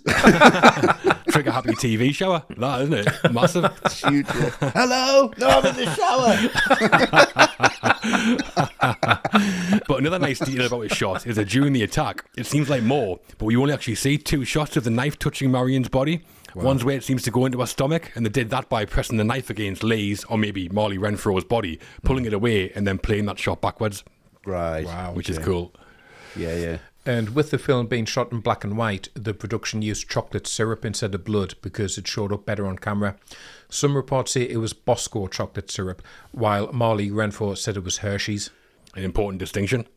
Yeah, doesn't matter. Mm-hmm. Well, we mainly see it when it's running down the drain, don't we? That's when we see it, I think, yeah. Yeah. And more food was used to create the scene. The sound the knife makes whenever Marion is stabbed is a knife stabbing a cassava melon. One of the props crew, called Bob Bourne, lined up a load of melons, and they're all stabbed in sequence, with Hitchcock choosing the one he thought sounded best. One of the things they also tried was steak, and when Hitchcock didn't choose that, Bob Bourne said he just took it home and had it for his dinner. Of course he did. He would do. Yeah. Yeah, well, apparently Hitchcock closed his eyes and Bourne went along the table stabbing like melons and casabas and cantaloupes. Right. And at the end, Hitchcock just went, casaba. So the final shot is the extreme close-up where we transition from the shower drain to Marion's eye, and the shot has 2 errors. As Marion has died, her pupils should be dilated. Janet Leigh was going to wear contacts to make her eyes look that way, but when Hitchcock was told it would take 6 weeks for her eyes to acclimatise, he ditched the idea. And then after filming, Hitchcock's wife, Alma Reville, spotted that Leigh took a breath towards the end of the take, so that's why we cut away to the shower and then back to Marion again. Yeah, such a shame because it would have all been one shot. Yeah. That was the plan. Yeah. Because, we then go straight from there back to the money on the nightstand, don't we? Yeah, Just kind of feels totally meaningless. It does, yeah. They're pointless, yeah. Mm-hmm. After this has happened, Norman has to clear it up. And the thing about the scene, and it took so long for it to click with me, is how efficient Norman is at doing this. Yeah. Yeah, how many times has he done this? Exactly. This is not the first body he's had to get rid of. He's so, no fuss about it. And there's this moment of pure Hitchcock when he's pushed the car into the swamp and it floats for a bit and you just think, oh God, it's not going to sink. You shouldn't want it to sink. But Hitchcock has put you entirely on Norman's side and you feel just as much relief as he does when it does finally disappear. I think it's such a strong choice just showing that scene because it's a good 10 minutes of no dialogue, just following Norman around, doing not all that much really, but I can't take my eyes off it. It's crazy. Yeah. After the murder and cleanup, Norman hides Marion's body by putting her in the boot of the car and sinking it in a swamp. This was filmed on the Universal backlot. A hydraulic lift was submerged in a small lake, and that's how they created the effect of the car stopping sinking and then starting again. Yeah. And the $40,000 goes in there as well, doesn't it? Yeah. It does, yeah. So it's like he's not just getting rid of Marion, he's getting rid of the entire first half of the film. There's none of it left. Money means nothing, yeah. So Marion's gone, the money's gone, Norman's cleaned up, sunk the car, and as far as he knows, he's got away with it. However, a certain private investigator has other ideas. Yeah. He certainly does. Arbogast. With Marion missing, her sister Lila gets involved. She heads to Sam's hardware store where they're joined by a third party, P.I. Milton Arbogast, hired by Tom Cassidy to find his $40,000. In the scenes that follow, we're with Arbogast as he heads to the Bates Motel, meets Norman, and then meets Mother. Matt, how does the investigation go with Arbogast? I mean, he turns up to question Norman, and is there anyone who could be any worse in this situation than Norman? I mean, he is absolutely rubbish. The slightest bit of gentle questioning, and he just falls to pieces. He becomes this stammering, nervous wreck, and it becomes one of the funniest scenes in the film for me because he's chewing on his candy as usual, and it just gets more and more intense, and you get this incredible shot, and it never fails to make me laugh, when he leans over to see Marion's signature in the book and the one that Arbogast has got to compare, and it's this massive close-up of him and his jaw is going 10 to a dozen, just grinding that candy, and you can see in his head he's going, fuck, I've been rumbled, I've given it away. But what I love is Arbogast is so amused by how easy this is. He's like, who is this guy? He's like giving this information up so easily. Yeah. But it's all a lovely bit of sleight of hand because Norman is so nervous, you think, well, there's no way he could do a brutal murder. Surely no way this guy. And like I say, I think it's such a funny scene, and that's a great contrast to what we know is going to happen at Arbogast shortly. It is another great dialogue scene. It's also pretty strange structurally as well, because we get the intros to Lila and Arbogast in Sam's hardware store, and it's pretty odd because Lila just turns up and then Arbogast just turns up, like skulking in the doorway. Really weird. Yeah. But from here, these are our main characters, and it should feel like a really jarring sort of handover, but I don't think it does. No. And the tone shifts because we go from Norman's cleanup at the swamp, which is all quiet and tense, straight into this snappy three-way dialogue scene. It kind of feels like the curtains dropped and then opened again to reveal the hardware store. Yeah. And it works. It's all just really well judged by Hitchcock. Yeah. But then Arbogast at the motel with Norman, 12 cabins, 12 vacancies, obviously. Obviously, straight in there with that. It's the power shifts in the conversation that are great, because Norman is all cocky at first, but Arbogast kind of picks his story apart. I think Perkins is really good, because as Norman's story unravels, he starts getting all nervous and jumpy, and Norman just totally gives himself away. As soon as he changes his mind about not remembering Marion, he looks guilty as sin. Yeah. And the line that does it is when he says, "I'm not capable of being fooled, not even by a woman." That's a great line, because it's like he thinks women are more intelligent than him, but also deceitful. So it's brilliant from Perkins and Martin Balsamer's Arbogast, and great writing, I think. It's another brilliant dialogue scene. Arbogast is played by Martin Balsam. He'd made his way up on the stage before breaking into films, and he was suggested to Hitchcock by Joseph Stefano, who knew him from the New York stage world. Stefano told Hitchcock that Balsam had a particularly unfriendly smile, which he does, kind of, yeah. Yeah, 12 Angry Men was his first major film role, wasn't it? Yeah. I think he's an excellent actor. Dialogue scenes especially. He's got this really natural style in his delivery, I think, and it works really well here. Mm-hmm. And when filming this scene between Arbogast and Norman, Hitchcock directed Balsam and Perkins to overlap each other's dialogue to make it seem more natural, and the scene worked so well that the crew burst into applause when Hitchcock shouted "cut." Nice. Yeah, what they do as well, if you've noticed, is that through the whole scene, the camera's almost always on the listener rather than the speaker. Yeah. Which is great for an interrogation scene because it's the reactions that kind of tell the story. Yeah. And there's all kinds of camera angles and different framing. I mean, I've not counted, but apparently there's 99 cuts in this one scene, like for a dialogue scene. Yeah. Wow. So, I mean, we've been introduced to him, but he's out of there. Yeah, he's not in long, is he? Arbogast. Yeah. Unfortunately. I mean, you set up with that phone call, he's called back. Any kind of inkling he's got about the case, he reports it back, which is really good, because then that sets it up later. Surely he would have got back, and it gives them the motivation to go looking for him.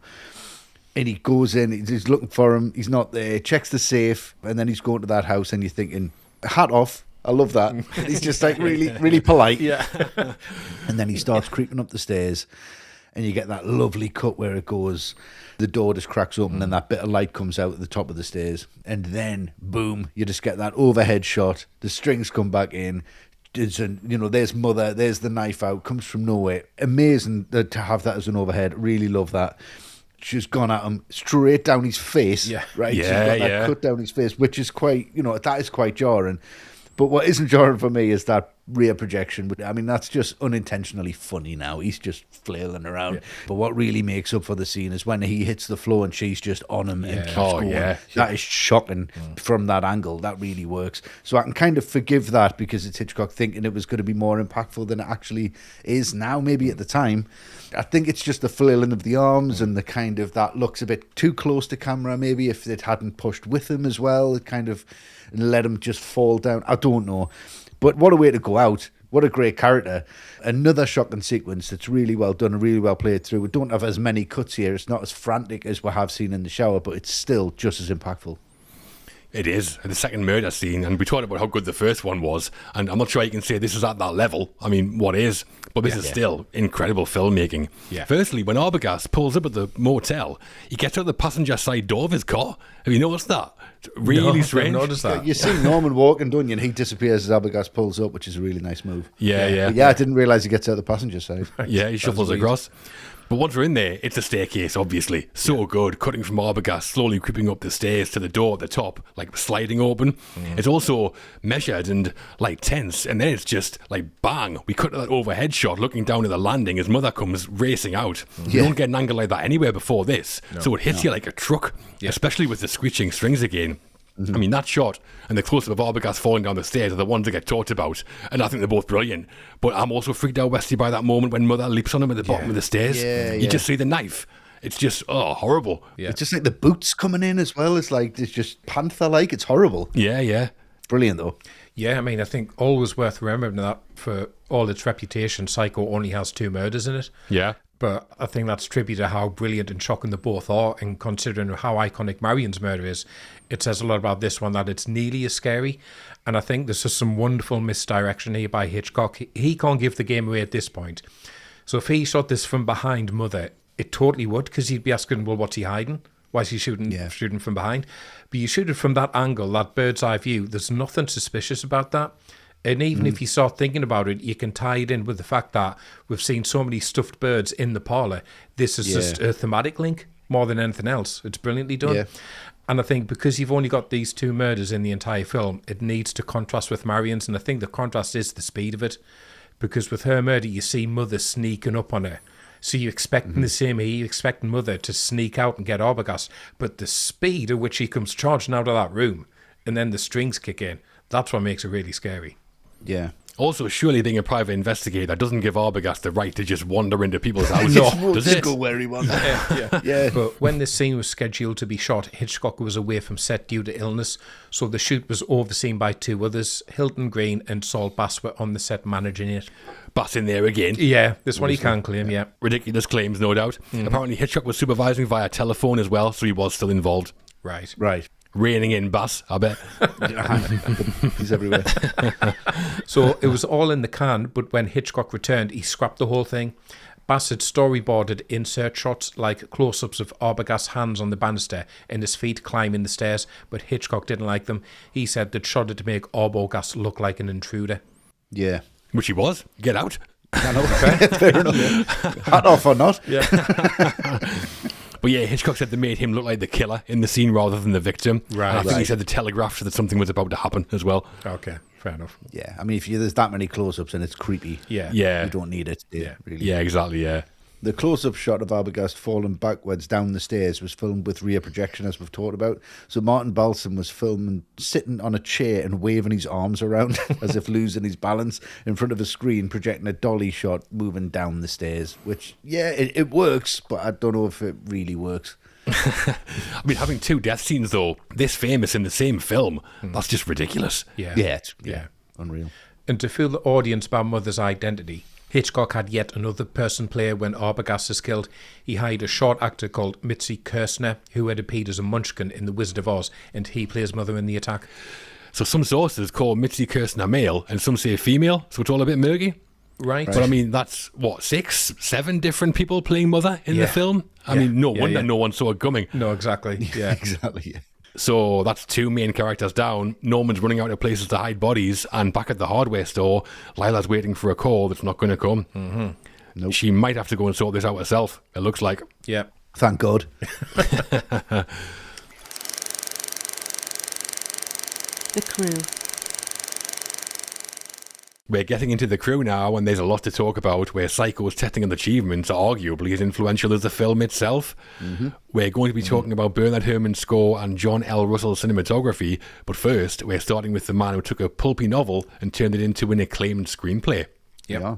So Joseph Stefano had barely any feature credits to his name when he landed Psycho.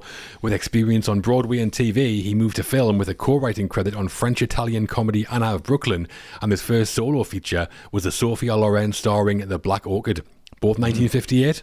Yep. So Psycho was just his second full-feature screenplay. Wow. Matt, shall we? How was the screenwriting on Psycho? I mean, we'll get onto the changes they made in a minute, but to me, this is a prime example of how you do adapt something and how what you take out is maybe more important than what you leave in, because this is pared back to the bone, which it absolutely needs to be. Every character in this needs to be in it, and every character is in it for exactly the right amount of time that they need to be.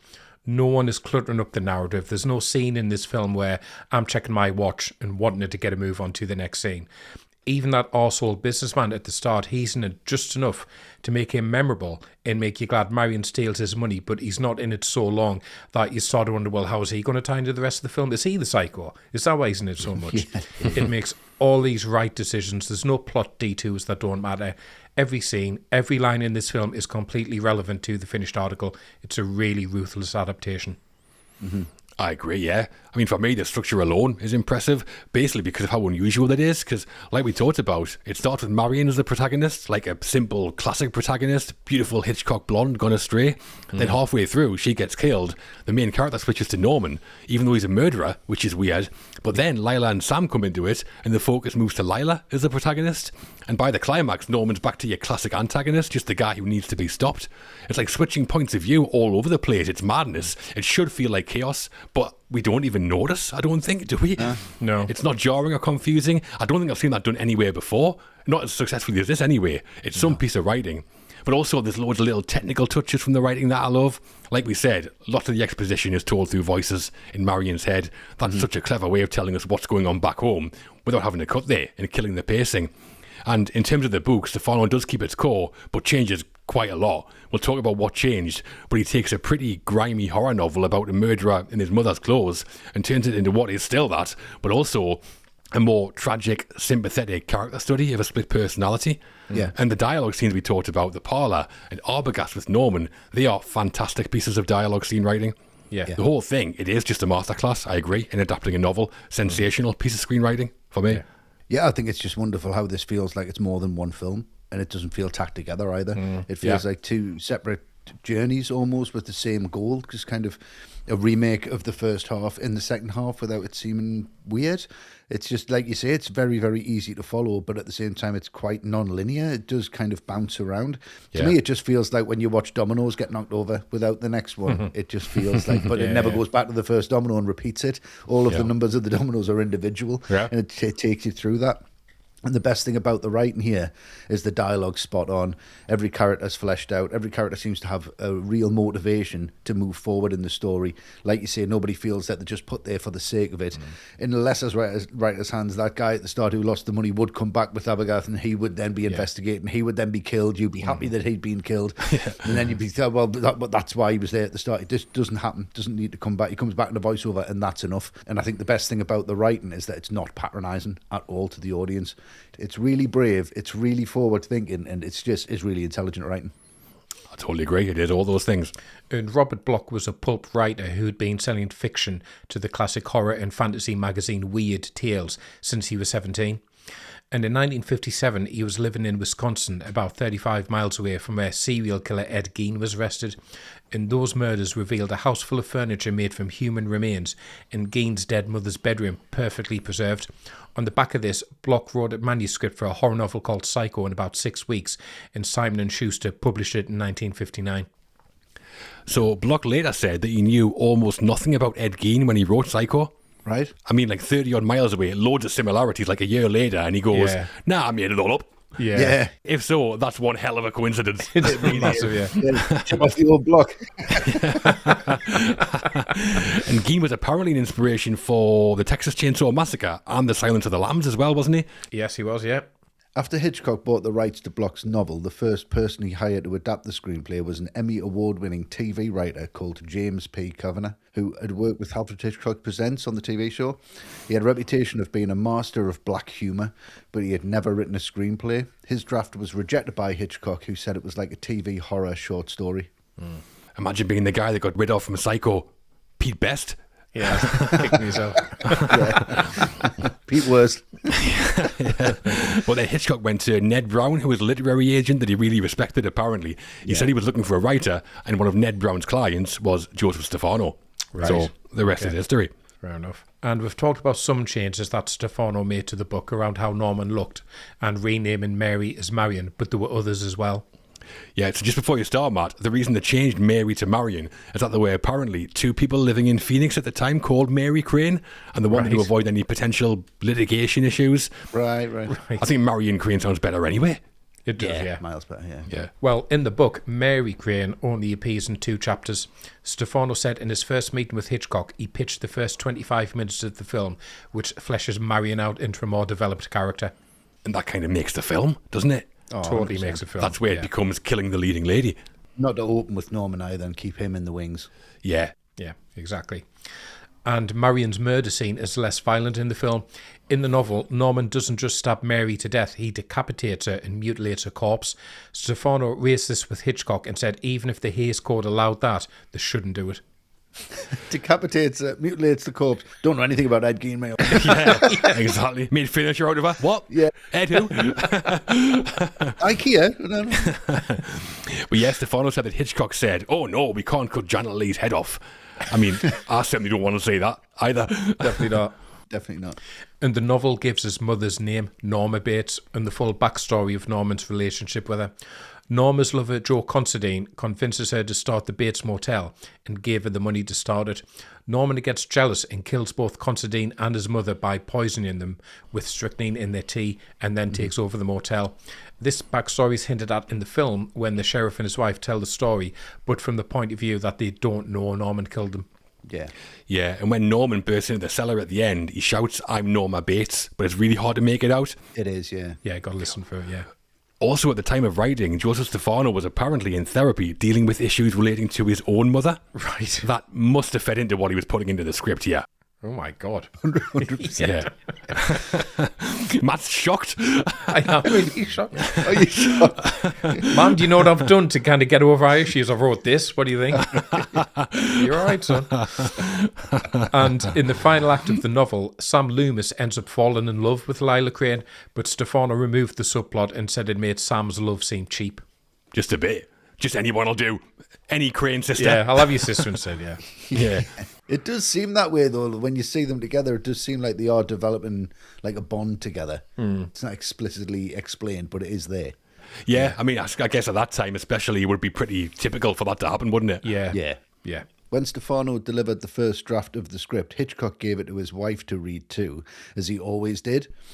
He fed back to Stefano by saying, "Alma loved it. The only significant note he gave was to make the highway patrolman, the Tails Marion, more threatening and less flirtatious." Right. Just everyone flirting with Marion.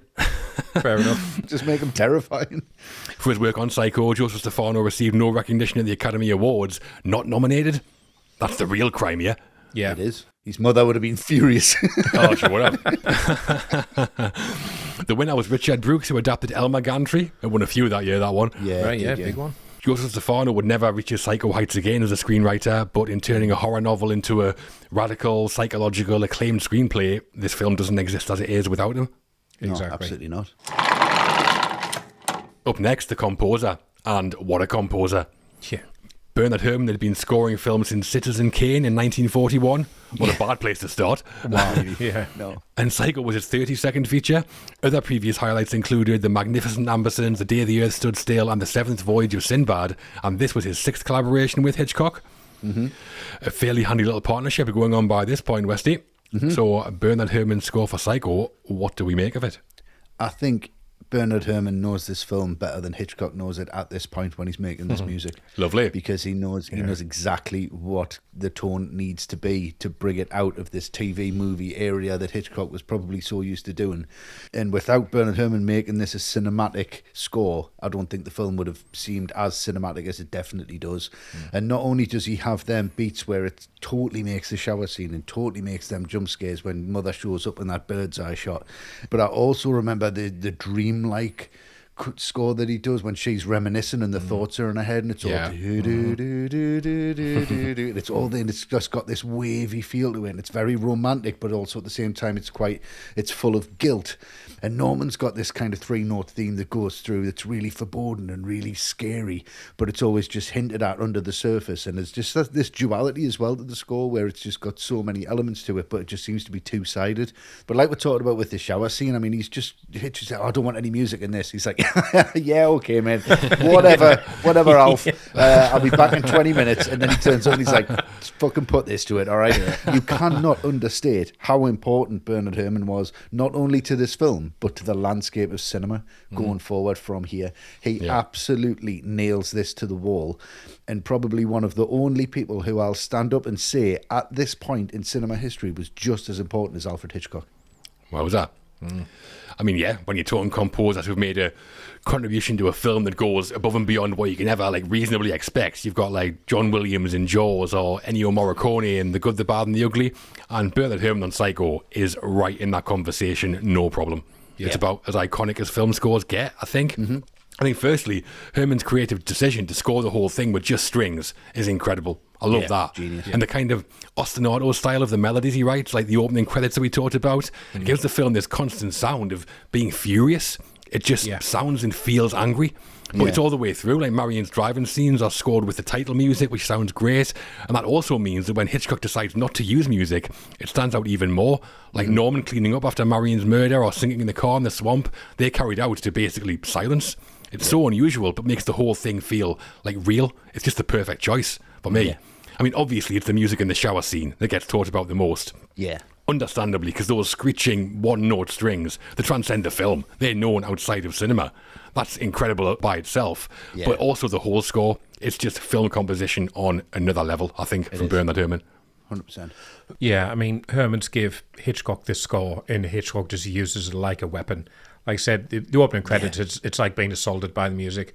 I mean, you've mentioned, John, I think its biggest influence is obviously on Jaws. Yeah. And I think about those scores in the same way. Like, what sound goes through a shark's head when it's swimming towards its prey? Well, it's the Jaws theme, obviously. That's the sound of it. It is in Shark Tale, anyway. What sound is going through someone's head in a brutal knife attack? Well, it's the theme from Psycho, obviously. That's what that sounds like. Like I said, that's what rage sounds like. Yeah. That's how well it fits. But as you say, it's not just the famous bit, it's everything else. It's the way it sits under so many scenes. Because as we've been saying, there's lots of scenes without dialogue, because it's either just Marion or it's Norman, but the score fills the gap and it gives it that constant sense of unease, constantly putting you on edge. But then when it ramps up for the big moments, it is like someone jumping out at you with a knife. It's brilliant work. It is, yeah. I mean, those screeching strings are so good, they can be taken different ways. Like you said there, Matt, it's like the sound of what's in the killer's head. I was thinking the sound of what's in Marion's head, just like sheer terror of what's about to happen. Yeah. And it also sounds like the sound of the knife itself, maybe. The knife itself, totally, yeah. Bernard Herrmann had worked with Hitchcock 5 times before Psycho. The other films were The Trouble with Harry, The Man Who Knew Too Much, The Wrong Man, Vertigo and North by Northwest. Because of the lower budget, though, Hitchcock was worried that he might not be able to get Herrmann on board. Herrmann was reluctant at first, but agreed to sign on at a reduced fee. And Hitchcock later said that 33% of the effect of Psycho was down to Herrmann's score. 33% I don't agree with. More than that. Yeah. I think it's more than that. Yeah. So Herrmann went from, not sure about this one, to, go on then, I'll just write the best score ever. Yeah. I mean, one of the great director-composer collaborations, though, surely, Hitchcock-Herrmann, isn't it? 100% up there, yeah. In working with a reduced budget, one of Herrmann's first ideas was that he wanted the film to be scored entirely by string instruments. So he had an orchestra of 50 musicians, but no brass, percussion or woodwind. All 50 of them were on stringed instruments. And Herrmann said the idea was he wanted to create a black and white sounding score to match the visuals. Yes, so 26 violins, 10 violas, 8 cellos and 6 basses was the breakdown, apparently. Right. But down to the reduced budget, isn't it? Yeah. And Herrmann just turns it into like an advantage, an artistic advantage. That's just a great composer right there. Oh, yeah, 100%. Yeah, all the strings gives the sound of the score just slicing through the visuals all the way through the film. Yeah. For his work on Psycho, Bernard Herrmann received no recognition at all at the Academy Awards. What's going on here? I've no idea. Did the Academy forget Psycho existed? He must hate Hitchcock, I think. Too scared to nominate it? Just scare them too much? The winner was Ernest Gold, who scored Exodus, the Otto Preminger historical drama. Right, okay. Hitchcock, though, he doubled Herrmann's salary on Psycho because he was so pleased with the music. Right. Oh, fair enough. Yeah, and to us, one of the great and most influential film scores to come out of Hollywood. Yeah. Yes, 100%. Well, 33%, yeah. Finally in the crew, it's the director of photography, John L. Russell. Psycho was Russell's 32nd feature as cinematographer, but the bulk of his career had been in television. He'd also been DP for Orson Welles on Macbeth in 1948. Yeah, right. And reportedly, Orson Welles called him, get this, the greatest camera operator in Hollywood history. Wow.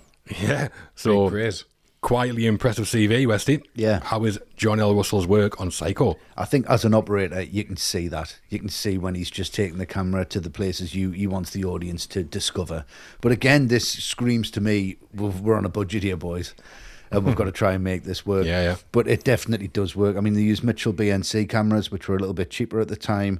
And he shot everything on a 50mm. Well, they say everything. I would say 90%, 92% of this film was shot on a 50mm, which gives it like the equivalent of the human eye when it's shot on 35mm film. Yeah. So that's kind of what you would see. And it was shot on Bausch and Lomb Baltar lenses, which were, again, a little bit cheap. I mean, they're £145 now for the same lens if you want to buy it on eBay. Wow. You know, it's next to nothing. So that's basically what he was dealing with, which is why it feels so creepy, why it feels so immediate, and why it feels a little bit nasty at times, because it's almost a point of view from your point of view, so you can't escape it, which again is just incredible work. I mean, it's shot on Tri-X 5233 film, which is really contrasty, so that really accented the black and white, but it also accented the shadows and the highlights. This film is very black and white, like the shadows are pitch black.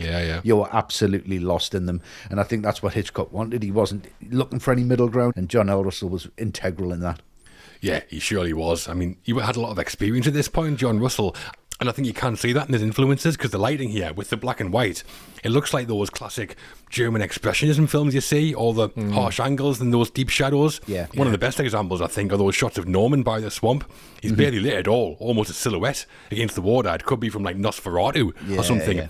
And tapping into those early horrors which go for this like primal terror is surely intentional, because that's what Psycho does as well. Yeah, but doesn't ramp it up with like a smoke machine in the background or anything like that. Just keeping it really simple, though. It's like, let's just use that, but then just keep it as realistic as possible.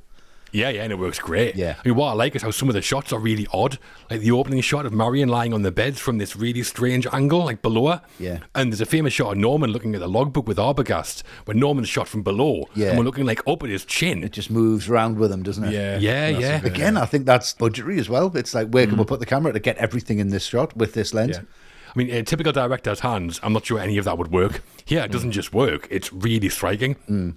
Another great shot when Norman leaves Marion's and goes home.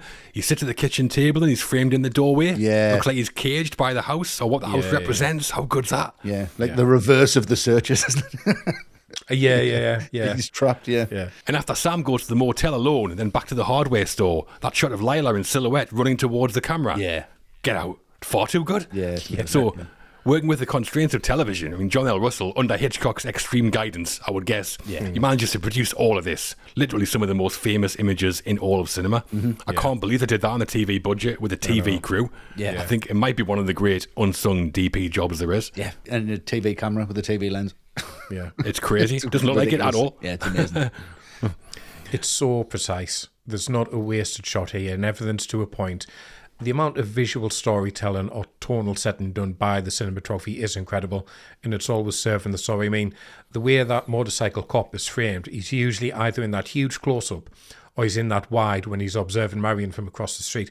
Both of them put you on edge because he's never framed normally like a regular character is. Yeah. There's always something off about him. And there's one repeating visual motif which is so effective, and Westy's mentioned the mirrors already. But what I picked up on from that, it's whenever Norman is talking to someone at the motel reception, he's on the right of the frame, the other person's on the left.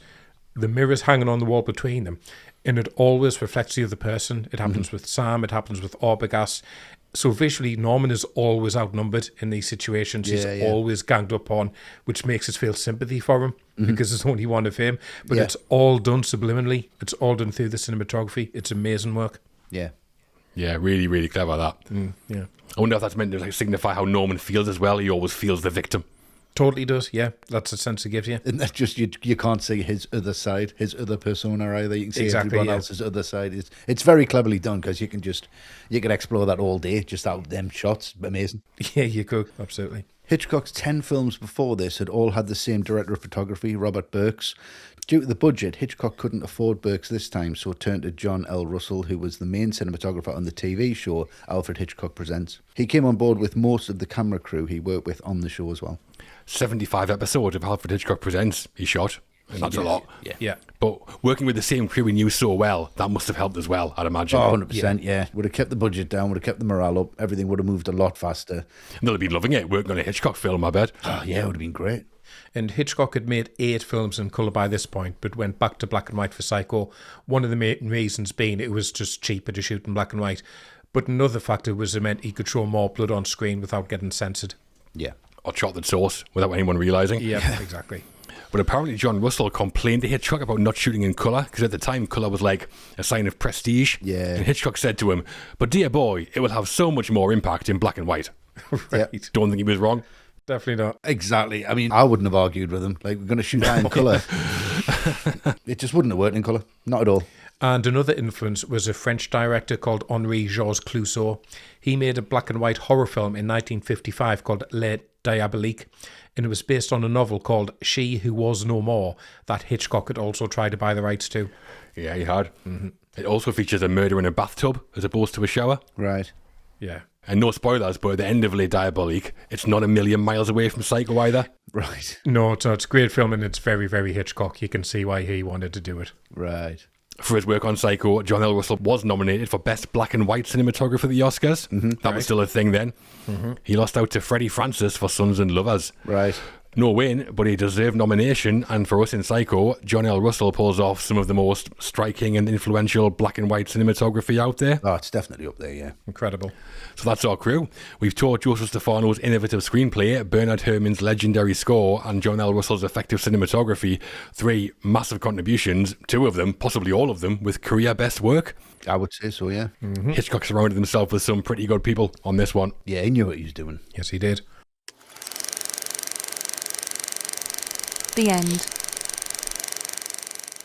Into the final act of Psycho, and the Bates Motel walls are closing in around Norman.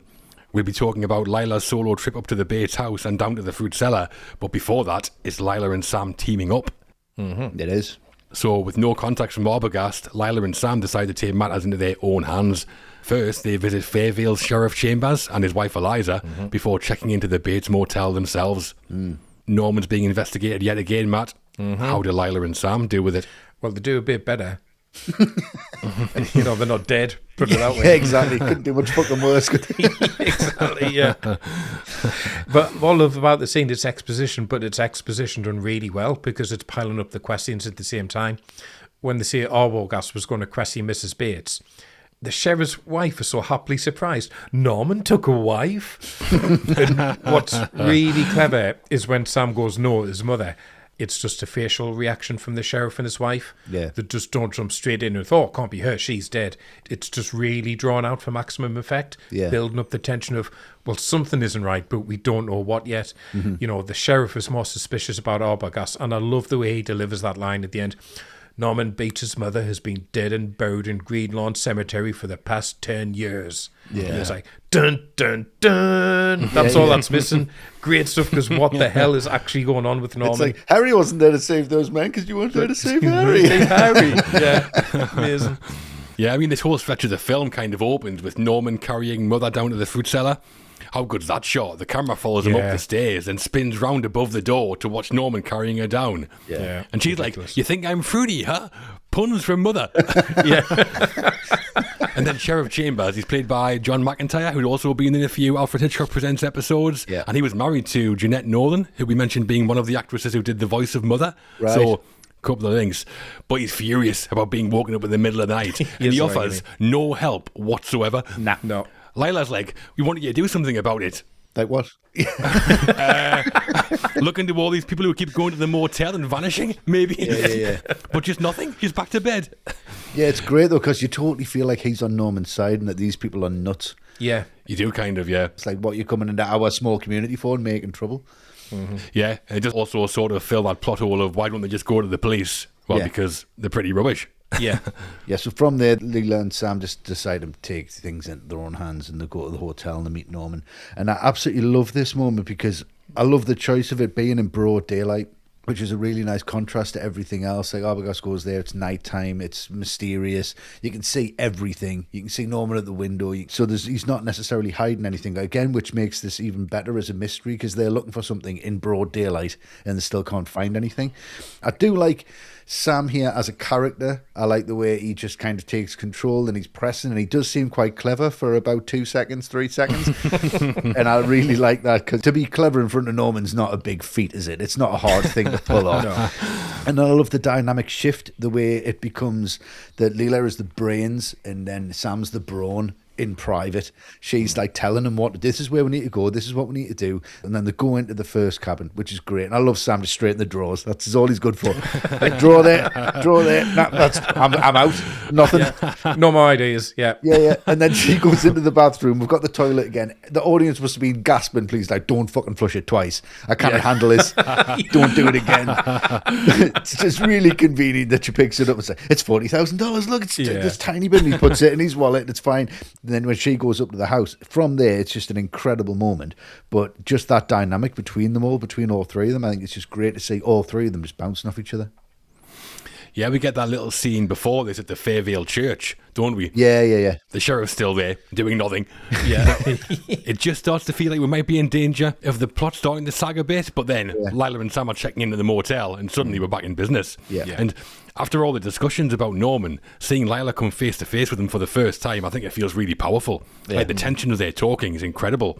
It does very much to me feel like the calm before the storm, which we know, obviously, that's what it is. Yeah. This is around the time that Sam Loomis started to play a bigger part in the film, and when looking for the actor to play him, Hitchcock had been interested in some well-known actors like Stuart Whitman, Tom Tryon, Brian Keith, Cliff Robertson, and Rod Taylor. Yeah, they'd have been too expensive, presumably. Yes. And John Gavin plays Sam, doesn't he? Yeah. Do we like him in there? I mean, Sam's a bit crap, isn't he? That's what we're saying. Just a bit. Yeah. Just a bit. You know, and Gavin, you know, as a performance, he's functional. I don't think Hitchcock has any great interest in him as a character. He fulfills the brief. But when you talk about the performances in Psycho, you go Janet Leigh, Anthony Perkins, Martin Balsam, Vera Miles. Oh, yeah, John Gavin. You know, there's a reason he's number 5 on the cast list. Yeah. Yeah, I know at the time Universal had been trying to turn John Gavin into like a Rock Hudson-style leading man. Yeah. And because they already had him under contract, it seems like Universal put the squeeze on Hitchcock a bit to cast him. Yeah. Maybe like, cast John Gavin and we'll give you this rights deal that you want, or something like that. Yeah. He looks very Rock Hudson in this film as well. He does, yeah. You're going to wear a suit in this bit. Oh, okay. Do I have to? Yes, you do. And Stephen Rebello, who wrote Alfred Hitchcock and the Making of Psycho, said that Hitchcock agreed to John Gavin being cast with the words, I guess he'll be all right. He wasn't happy with his performance and referred to Gavin as the stiff. Yeah, he is a bit wooden, isn't he? Yes, yeah. He had a big year, though. Also in 1960, he played Julius Caesar in Spartacus. Yes. Yes, right, yeah. I wonder what Kubrick said about him. Yeah. Back to our narrative, and Lila and Sam are booked into the Bates Motel as a married couple, and they have a plan. Should we talk about them putting it into action? Let's do it. Mm-hmm. Right, here we go. The climax. Sam keeps Norman occupied with a chat in the motel office while Lila heads to the Bates residence. Yeah. What follows is tense. Lila explores the empty house, Sam gets decked, and we end up in the fruit cellar for one of cinema's most famous reveals. Mm-hmm. Lila's in the house, literally and figuratively. Westy, yeah. What are your thoughts on this? My thoughts on this always come back to Texas Chainsaw Massacre.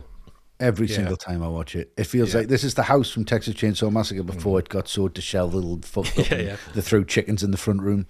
Do you know what I mean? It just feels like you need that sliding door that Norman's going to build that in about 20 years' time and start putting faces on and just have to squeal like a pig when people walk in. And I get that real feel to it, but I love that back and forth between Sam and Norman, which is a distraction. You keep cutting back to that scene, then you get cutting back to Lila. She's looking around the house, she's going to deal with an old woman. If she gets face to face with Norman's mother, there's going to be a bit of a scuffle here. And like, she could probably take her, I think, because she understands her. But once she gets upstairs, man, some of the stuff that you see, it's just really unsettling. But unsettling, you make it unsettling yourself because Hitchcock doesn't show you it in an unsettling way. Like you're literally looking around somebody's house and you shouldn't be there. So you feel I feel a bit creepy. I feel a bit sick when she's kind of walking around. And again, we get that incredible mirror shot, which we've seen all the way through the film, but that actually scares her in that she could be somebody else reflected in these mirrors, and it just shows that she's cemented in who she is. She doesn't have a split personality. She is definitely just one person. And then you go into Norman's room or the child's room, or you would imagine that's where Norman's sleeping. And then obviously Sam's straight out of there, he's fucking idiot. Where's that woman that you came with? Bang! He's about 8 foot tall. He's massive. Worked at a hardware store. That suit's cut off all the blood to his brain. He can't even think properly with that tie on. So Norman's knocked him out. He's straight up to the house. You think, right, so there's going to be 2 against 1 now. You get Norman coming into the house, as we've seen before, and he decides to go upstairs. We don't know where she's going. We don't know what she's doing at this point, and it's completely wide open. Yeah, it is. I mean, this is Hitchcock as the master of suspense, isn't it? Yeah. Cutting back between Sam with Norman to Lila snooping about the house is about the most tense part of the film, which is saying something. And how many times has that happened since this film, though? Yeah. Oh, yeah, Lord. Every time, yeah. And Sam, I'll keep Norman occupied. Will you? Will you know? You've got about 8 lines of patter. That's it. That conversation, he's like, would drive me crazy being here alone. I'd do anything to get away, wouldn't you? Doing his absolute best to give the game away to Norman. Yeah. But the bits with Lila are just superb filmmaking. The shots as Lila's walking up to the house, cutting between her and her point of view, brilliant. Yeah. And then once we're in the house, it's like every shot's doing work. The hallway now looks massive, and the staircase looks massive. How big's Mother's indentation on the bed? Massive. Yeah. Looks like Wile E. Coyote's fallen off a cliff and just landed there. It's ridiculous. And I think Vera Miles is great. She's got no dialogue, but the tension she manages to inject just by reacting to things. Yeah. A look of disgust as she looks at things and, shocks herself in the mirror. That's great. But we do get some more backstory, I think, here as well in the visuals, because Mother's room is all huge and ornate, but Norman's childhood room is really small. Seems like he was stuck away in a corner, which is quite clever. And I think a shout out to Robert Clatworthy as well. He was the art director. And he created lots of the interiors of the Bates house. Right. Just fantastic from him. Really good. It's all fantastic. Just, come on, Sam. You had one job. Yeah. And there's some small details we see in Norman's house which mean more than they might seem. At one point, Lila picks up a book and looks horrified when she looks inside. We don't see what she sees, but the book tells us that Norman was a collector of pornographic illustrations. So apparently Hitchcock wanted to show she was looking at pictures of half-naked African tribes, like you might see in the National Geographic. Right. Get your name in the National Geographic. But either way, it probably wouldn't have got past the Hays Code, I wouldn't think. No, definitely not. But I think it might work better that we don't see what it is, surely. Oh, 100%. It's like, what the hell's in that book? Yeah, exactly. Imagine we've seen a page from that book, which is like an illustration of a half-naked woman being flushed down the toilet at the same time. They lost their minds. Doing terrible maths. And when Lila is in Norman's bedroom, the camera holds on a record player that has Beethoven's Symphony No. 3 on a turntable. That piece is called Eroica, which means heroic in Italian, maybe reflecting Lila's bravery. Also, at a glance, I think it kind of looks a bit like erotica. Yeah. Maybe that's why it's there. Yeah. I think Hitchcock would have definitely chosen it for a reason, because that's what he does, isn't it? Yeah. And the Bates house itself is a big presence from the time Marion gets to the motel. And Hitchcock had a lot of work put into the creation of it. The way it looks was modelled on a 1925 painting by the classic American artist Edward Hopper called House by the Railroad. And that is the same painting that Charles Addams used when he created the Addams Family Mansion in the 30s. Right. I think the influence of that painting on Psycho and the Addams Family is obvious when you see it. Yeah. Oh, it is. It looks exactly the same. And Hopper's biographer, Gail Levin, said that Hopper and his wife, Jo, were delighted that Hitchcock put the house in the film. And Hopper's painting was apparently based on a real house in Haverstraw, New York, which was built in 1885 and is still there today. It's the Bates house when you see it. Yeah. Not sure I'd fancy living there. No, definitely I love it, mate. And the set for the house and the motel were built on the Universal backlot. Hitchcock always preferred to film indoors, so only the wide shots of the house were shot outside on the backlot. Another set of just the house porch was built indoors on a soundstage. So those shots where Lila's approaching the house were cutting between shots of both of those sets. Right. I mean, not that you can really tell the magic of filmmaking. Yeah, brilliant. The Bates house cost $15,000 to make and was built as a facade only. It had no right side or back, as we never see that in the wide shots. They were both added in 1964, though, so the house could be added to the Universal Studios tour. Yeah, it was built on the same soundstage where Universal had filmed Phantom of the Opera in 1925, the Lon Chaney classic. Right, yeah. Oh, yeah. And again, the house is still there at Universal. What a tour that must be. Wow. Yeah. Love that. Christmas due. Let's go. Let's do it, yeah. It's set at Christmas, so might as well. Might as Yeah, well. may as well, yeah. We're there for Halloween, just stay for Christmas.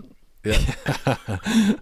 So, Lila's in the house. There's only one place to look now. And here we go. The revelation to end all revelations. And again, just put yourself in the shoes of seeing this for the first time in 1960. Like the feeling of thinking, what on earth is going on here? What's she going to find? I mean, they must have been on the absolute edge of their seat. And that's what this scene plays into brilliantly. I mean, because Lila going into the fruit cellar, on one hand, you really, really don't want it to, because there's definitely nothing good down there waiting for her. But on the other hand, you do really, really want it to go down there because it's the only way you're going to find out what's going on here. Yeah. And this is what I mean by Hitchcock manipulating the audience. It's like when you've got a piece of string with a kitten and you're just dangling it and then yanking it away just to tease it at the last minute.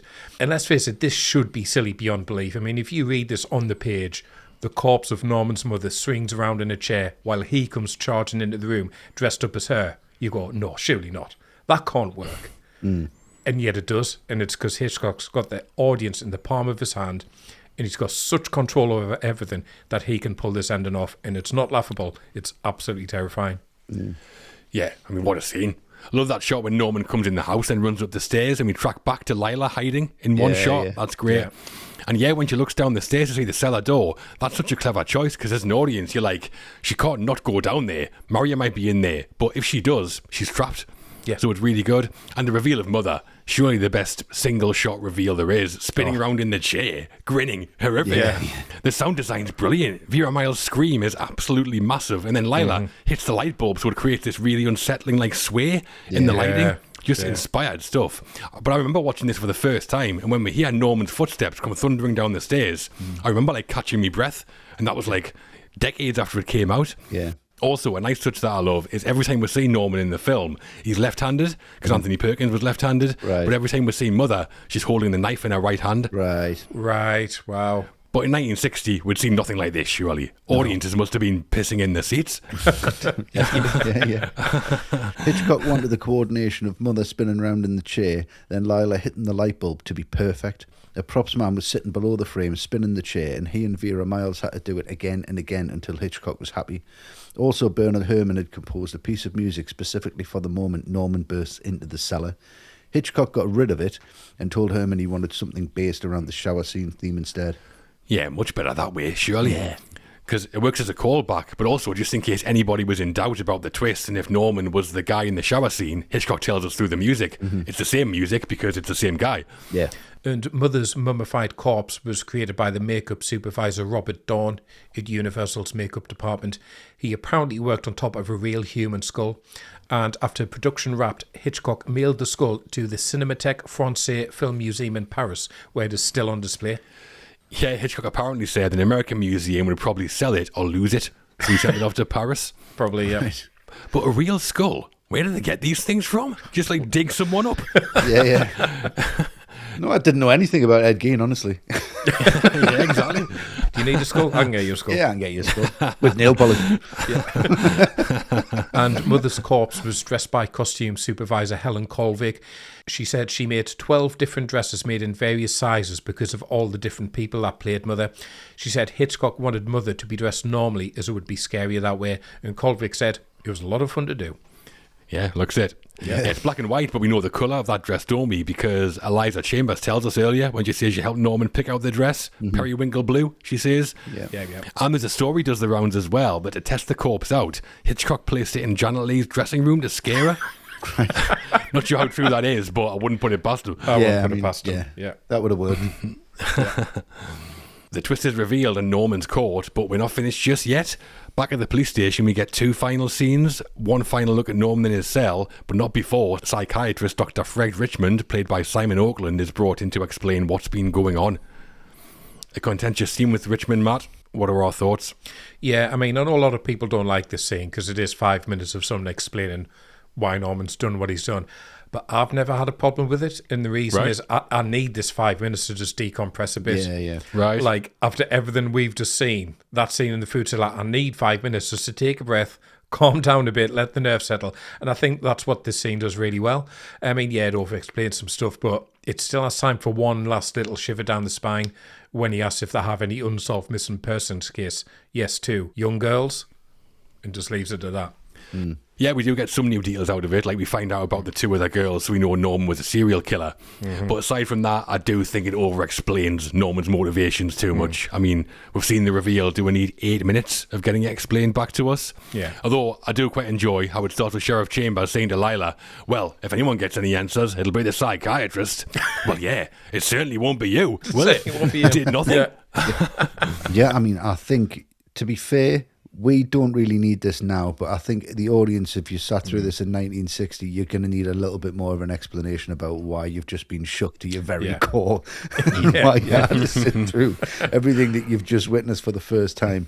And I think it's Hitchcock just nailing it into the audience's mind so that when they leave the theatre, they won't stop thinking about it.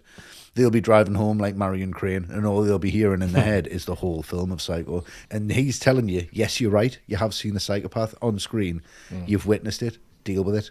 Yeah. So this scene has been criticised over the years for being unnecessary, but it was added to the film by Joseph Stefano, who was trying to satisfy production code expectations that horrific events be explained properly. In the book, Sam figures out Norman's condition and explains it to Lila. Simon Oakland apparently nailed his monologue in one take, and Hitchcock shook his hand and told him he'd just saved the picture. Wow. Great. I'd be slightly more impressed by that if Simon Oakland was brilliant. I'm not sure he is. He's a bit theatrical for me. Yeah, he's a bit hammy. The bit where Lila's like, did he kill my sister? And Richmond goes, yes. And no. Awful. Yeah. Awful. Reminds me of Laird Nimoy in The Simpsons going, these stories are completely true, and by true I mean false. But also we mentioned earlier that Joseph Stefano was in therapy himself, wasn't he? I wonder if that influenced his bringing this scene in, maybe. Yeah. Well, from there, we close out with Norman in his cell. Now totally consumed by Mother, we get one final monologue from the lady herself. Yeah. Less controversial, this one, Westy. Yeah. Great, though. It is. I just love it when he said, can I take him this blanket? And he's like, yeah, sure. I'm finished with him, whatever. My work's done. And they just walk in, and just the way they hold the shot from the corridor. And Scorsese's like, I'm using that for Taxi Driver. We're not going to say what's going on. And then you get Mother's voice with that, thank you. It's wonderful. I love that. And then you're in with him, and you get that wonderful low shot. Perfect. You know, Nolan used it on the Joker when he's in the cell. It's the same angle, same kind of shot, and it's just that slow creep up. And again, he starts repeating things in his head, much like we'd seen Marion at the start of the film. So you're just thinking, yeah, I have seen the same film. It isn't two films separated. And it's just that wonderful moment where he looks up and he's trying to justify everything. He wouldn't hurt a fly. And there's that, the shot of the skull in the face. And then the music, dun dun, dun dun, dun, as the car's getting pulled out. The end, just at the bottom. Fantastic way to end the film. Very confident and very modern for the time. Yeah, it is a very modern looking shot. I think as endings go, it's basically a masterpiece. Yeah. That shot that slowly pushes in on Norman, it's beautifully framed with Norman just offset from the centre. Yeah. And then the skull dissolves over Norman's face, the horrible little smile he gives, and the final line, she wouldn't even harm a fly. Yeah. It's just perfect. No notes. Nah. Yeah, I mean, think Perkins, he was just incredible. All those little nods he's given to himself as he's hearing Mother's voice. The way his eyes dart about when she says, they're probably watching me. And then to end with him breaking the fourth wall, that slow grin across his face. I mean, he's gone from those kind of babyish good looks to looking genuinely terrifying for the first time. And then that line, she wouldn't even harm a fly. I mean, anyone still want to tell me Hitchcock doesn't find this hilarious? The only thing for me, why is that not the final scene? Because we cut back to the car being dragged out the swamp, which is fine. The narrative kind of needs it. But put that before Norman, surely. I can't believe the last thing we see isn't Norman looking into the camera. Yeah. Fade to black, best fade to black ever. Is that just me? Maybe. That might have been too much for people. Yeah, maybe. That would have burned in the mind completely. Yeah. You get the complete closure, then I think it's full circle. You start with Marion, you kind of end with Marion. Yeah, fair enough. And Hitchcock actually wasn't convinced about superimposing Mother's skull on top of Norman's face at the end, so apparently sent out different versions for screenings. One had the ending we see today, and another had no dissolve at all, and that's why some older audiences sometimes swear they never saw it first time round. Yeah, it wasn't some like Mandela effect or anything like that. Exactly, yeah. I like the dissolve, but I don't think it needs it necessarily, or does it? No, I don't think it needs it, no. I agree. Don't think so. It's a nice little touch, but it could have been even more subtle, to be honest. Yeah. So that's it. Norma's a corpse, Norman's in custody, poor Marion's been found, and as ever, Mother has the last word. Overall, for us, the final act of Psycho is one for the ages. Well, absolutely. It still delivers. Of course it does. It's all the right notes, might not be in the right order.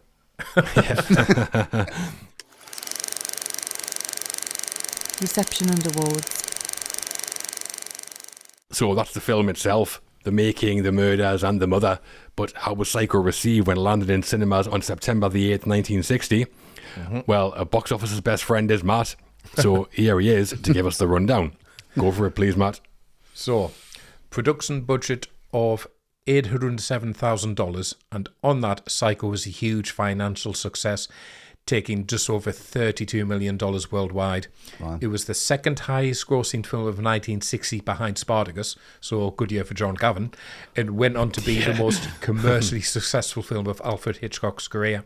And at the Oscars, as we're saying, Psycho got nominations but no wins. Janet Leigh was nominated for Best Actress in a Supporting Role. Alfred Hitchcock nominated for Best Director. John L. Russell nominated for Best Cinematography, black and white. And Joseph Hurley, Robert Clatworthy and George Milo were nominated for Best Art Direction and Set Direction, black and white. Yes, so from the deal Hitchcock cut with the studio we talked about, he ended up making $15 million from Psycho. Wow. In 1960 money as well, so... Yeah, laughing to the bank. Yeah. Yeah, it was a big joke for him, wasn't it? Yeah, told you. Hitchcock filmed an official trailer, which was him giving a guided tour of the Bates Motel. It ran for 6.5 minutes and ended with Hitchcock pulling open a shower curtain to reveal a woman screaming. Janet Leigh wasn't available when they shot it, though, so Vera Miles stood in for her, wearing a blonde wig. Brilliant, that. Yeah, it's a great trailer. It's fantastic. Yeah. You mentioned it before, Matt. Check it out if you've not seen it. Yeah. Also, something I absolutely love is the Psycho logo. Yeah. That block sans serif font with the crack through the middle. Yeah. Mm-hmm. It was actually designed for the book by a designer called Tony Palladino, and Hitchcock just kept it, right, as he should have. Fair enough, yeah. Usually it's in yellow as well, Westy. Yeah, there you go. And in 1960, movie audiences would pay once and then have access to a day screening to the theatre, so people would just often come into a film halfway through. But Hitchcock wanted people in their seats when Psycho started, so a cardboard display was sent to theatres to be displayed in their lobby.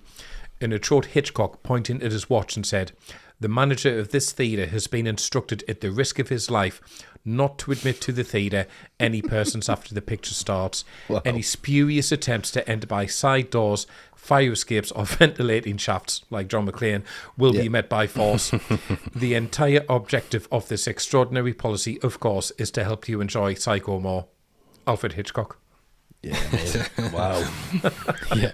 And the studios also gave the theatres a record to play in the foyer with background music and a voiceover saying 10 minutes to Psycho time, 5 minutes to Psycho time. Amazing. I mean, the marketing around this is just ludicrously good, isn't it? Yeah. Yeah, great. Yeah. I mean, this was really the start of the whole formalising of definite start and end times in cinemas, I think, yeah. Huge. Yeah. Hitchcock later said that after the film came out, he received an angry letter from the father of the girl who had refused to have a bath after seeing Les Diaboliques in 1955, and now she refused to have a shower after seeing Psycho. Hitchcock sent a note back that said, "Send her to the dry cleaners." Amazing. Shoves into that huge 6-foot shower head. This'll sort her out. Exactly, yeah. Absolutely stank. Send her through a car wash. And from that feedback, we can dive straight into the critics' comments, starting with the great Roger Ebert. Okay. Although, one caveat, his review was a retrospective, not from the original release, because he wasn't a critic in 1960. Yeah, fair enough. So what do we reckon Roger gave Psycho out of 4? Oh, full 4, easily. Of course it was. And he said, what makes Psycho immortal when so many films are already half forgotten by the time we leave the theatre is that it connects directly with our fears of the police, our fears of becoming the victim of a madman, and of course our fears of disappointing our mothers. No other Hitchcock film had a greater impact. Yep. Hard to argue with Roger on that. Rog may have had a domineering mother too, by the sounds of it. Sounds like it, yeah. Yeah. Bosley Crowther in the New York Times, however, at the time of release, gave Psycho a more lukewarm reception. He said, "There's not an abundance of subtlety or the lately familiar Hitchcock bent towards significant and colourful scenery in this obviously low-budget job." Right. I mean, no, there's no colourful scenery. It's in black and white. Yeah, exactly. And David Parkinson, in a retrospective Empire magazine review, gave Psycho the full 5 stars out of 5, of course, saying, "Timeless classic, superb performances, and the infamous shower scene make this the perfect nightmare." Yeah. I think the perfect nightmare is a pretty good description. Pretty much. Yeah. You won't shake it. Yeah. And today on Rotten Tomatoes, Psycho has a 95% audience approval rating and 97% from critics. And on IMDb, it currently sits with a rating of 8.5 out of 10, placing it 36 on the IMDb Top 250, and that is one place below Grave of the Fireflies and one above The Lion King. Yeah. There's a trilogy. I was going to say, natural bedfellows, those three. Sandwiched between two animated tearjerkers. Yeah, too right, yeah. So Psycho was a phenomenon. The biggest hit of Hitchcock's career, 4 Oscar nominations, a marketing campaign that reinvented how audiences watch movies, and a critical legacy that's only grown over the years. Mm-hmm. Seems like the world worked out pretty quickly. This was something special. Yeah, I think so. Sequels and influence. A film of Psycho's stature doesn't just spawn sequels, it spawned franchises, remakes, TV series and more. Let's start with the sequels though. 3 direct ones. Psycho 2 came out in 1983 with Anthony Perkins back as Norman after he gets released from the asylum. Mm-hmm. Psycho 3 in 1986 and Perkins himself directing. And Psycho 4 The Beginning in 1990 is a prequel made for TV, also written by Joseph Stefano. Mm-hmm. Lesser acclaimed than the original, Westy, but what do you make of the Psycho sequels? I'll go for Psycho 2, if I may. Lovely. I loved Psycho 2, based 22 years after the first film, so he's coming out of the asylum. And if you haven't seen it, I would highly recommend checking it out. I think it's really good writing. The direction's obviously nowhere near Hitchcock's level, but the acting's good. Obviously, Perkins is great in it. He's just bringing that back as if he'd never left. Very underrated sequel. I think it's really good. Lovely. Yeah, so picking up from that, I think Psycho 3 is worth a watch if you've not seen it. Right. It's definitely got the 80s vibe to it with, a lot of unnecessary nudity, but it does have this real kind of sleazy, neon-drenched atmosphere. The kills are well done. It's got a one with ice cubes. I must have seen this really young, and it's been stuck in my head since. I thought you meant Ice Cube. I was like, seeing it. Been around a while. So is this before Boys in the Hood? So yeah, that one's worth watching. And then for The Beginning, I mean, it's very much a TV movie from the 90s. It's filling in a lot of stuff we don't need filling in. Henry Thomas plays the young Norman, and he's no Anthony Perkins, to be fair. All right. It's just beating you over the head with all the subtext from the first film, like going, did you get the incest undertones? Did you get that? Did you get that? And you're like, yeah, I got that on the first film. Yeah. It's just a bit dull. It's a bit naff. And if you want to explore the early life of Norman and his mother, I'd recommend watching the Bates Motel TV series instead. So that did it a lot better. Yeah. Yeah, that was 2013, wasn't it? Freddie Highmore's Norman, Vera Farmiga played Mother. Yeah, she's brilliant in it. Yeah, she is. That is worth a look, yeah, for sure. Yeah. How about the impact, though, of the first Psycho and everything that came after it that wouldn't exist without it? Mm-hmm. Matt, what do you think of the legacy of Psycho? I mean, how long have you got? It's arguably the most influential film ever made, certainly up there in the conversation. Yeah. The birth of the slasher movie. There were movies before this that had big twists, but Psycho's probably the first one that made the twist the huge part of the market, and I think he said, don't give away the ending, it's the only one we have. Mm-hmm. Yeah. Like, say, the trailer, playing the music in the lobby that we've just talked about, as you said, this is the film that made films start at a specific time. It really did change the industry. And then the filmmakers, I mean, this one is definitely in Spielberg's DNA, but definitely in Jaws, the way he creates suspense. And a light bulb definitely went off over Brian De Palma's head the first time he watched this. It really did. I'll just remake this for my entire crew, I think, in one way or another. Yeah. And then the amount of filmmakers who watch this and realise Hitchcock did this on a small budget really quickly.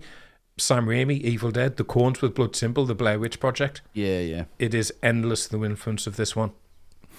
Yeah, you're right, Mark. The influence of Psycho is enormous, obviously. So big it is, like, where do you begin? Yeah. For me, there's maybe 3 main things I find interesting. First, the slasher genre. Without Psycho, I don't think we get Halloween in 1978 and Friday the 13th and Scream. Yeah. The whole template of the slasher, like the mass killer, a knife, the suburban setting, the woman victim, the final girl, all of that is in Psycho. Mm-hmm. Yeah. I mean, in Halloween, Donald Pleasance's character is called Dr. Sam Loomis. The Stiff. Yeah. John Carpenter knew what he was doing. Yeah. Also, the crafting techniques being ridiculously influential. The shower scene alone gave the masterclass in how to use montages to create terror and chaos.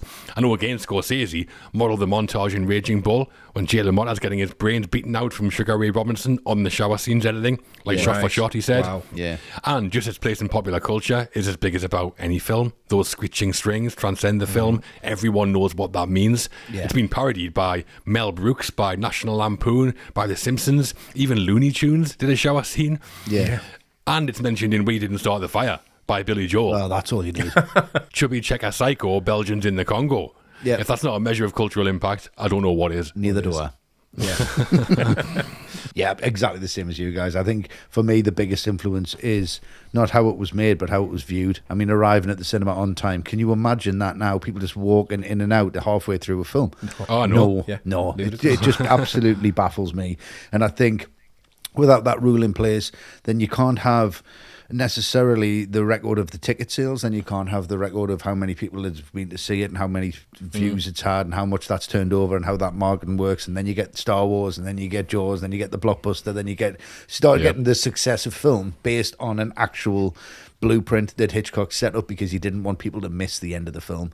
Some of my favourite films, I don't think you'd have Misery without this. I don't think you'd have Silence of the Lambs without this. Texas Chainsaw I've already mentioned. We could do a full podcast on the legacy of Psycho and the influence of Psycho. That's how big it is.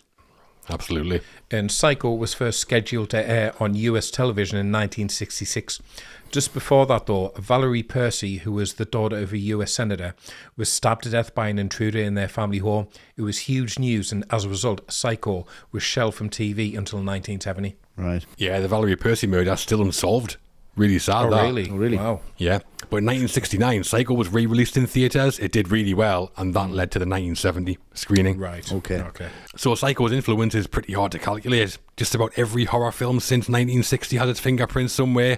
It basically laid the foundations of an entire genre, a new way of screening films, and a new way of thinking about cinematic filmmaking. Yeah. Pretty big influence. Yeah, forget about it. Made with a TV crew. Yeah, unbelievable. All the right movies ranking. And we've nearly checked out of Psycho. 109 minutes of black and white Hitchcock horror. Now it's time for the moment we put a number on it, where we each rate the film out of 10. Matt, your choice. Get us started, please. Your summary and score for Psycho. Yeah, no great need to elaborate on this one for me. I think everyone knows where this is going, probably for all of us. Sometimes I'll give a film a 10 because it's got a real personal and nostalgic importance to me. Sometimes I'll give a 10 because the film is just so entertaining, I can't find anything to bring it down. And sometimes I give it 10 because of its place in cinematic history, and it can't be denied, and its impact is beyond measure. Psycho ticks all three of those boxes, to be honest, so I really should be giving it 30, but I can't. But it's got one of the easiest 10s I'll ever give a film. Yeah, I think one of the things for me is just how fresh this still feels. Hitchcock was 60 years old, 51 films in, and it's black and white, but it still feels modern in lots of ways. And there's some moments, like scenes or shots or characters, they have so in a film now, I'd still be like, oh, that's new, oh, that's cool. Yeah. I mean, some of the creative choices are incredible. He kills the star, he switches the protagonists, he shoots a toilet flushing, outrageous. Amazing. And craft-wise, it's non-stop. The opening pan into Phoenix is still superb. The Saul Bass titles and Bernard Herrmann score, stuff for the Hollywood Hall of Fame. And then Janet Leigh, Anthony Perkins, Vera Miles, all brilliant and iconic. There's so much more, you just can't fit it all in. One misstep maybe for me with the psychiatrist scene, but the rest is so incredible, it easily carries it. Yeah. I mean, it's one of the most famous and influential films in the history of the whole medium. So it's an easy one for me. 12 cabins, 12 vacancies, 10 out of 10. Nice. And Westy, your summary and score for Psycho, please. Yeah, I mean, what else can you say? It's just incredible. I mean, just one lens, that's enough for me for a 10, let's be honest. And then everything else on top of that. I mean, this was just a film that wasn't necessarily born of, we need to make money, we need to turn over screenings, it was just Hitchcock needed to make something that he really wanted to make. It was a film of creative necessity, done on a budget with his TV crew who wanted to make something scary and had this idea for something, and everybody brought their A game to something that didn't deserve it. And what we got was something we didn't deserve either. But I'm so glad that we do have it. I'm so glad that it still works now. And I'm so jealous for anyone who hasn't seen it. It's such an easy 10 for me. It'll stay with you for the rest of your life. So that sort of scores in. And of course, we also have some from our ATRM patrons. Shall we see what they have to say about Psycho? Yeah, go for it. Let's do it. First up, it's Dane DeJosi. Dane says, one of the easiest 10s I've ever given. I wish I had a time machine to go to one of the original showings of Psycho, going in completely blind. It must have blown viewers' tops off at the time. This is one of those films that simply changed movies forever. Yeah, nice. That's brave going in blind, though. I'd want to know what was going on, and I'd just watch other people. Yeah, fair enough. Next up, Shazza, who said, it's a 9 from me. Superb film, yet I find the birds more terrifying. Right. Okay. The Birds is a good shout. Also great in its own right. Great film, they're in this one. They're just stuffed. The prequel. Yeah.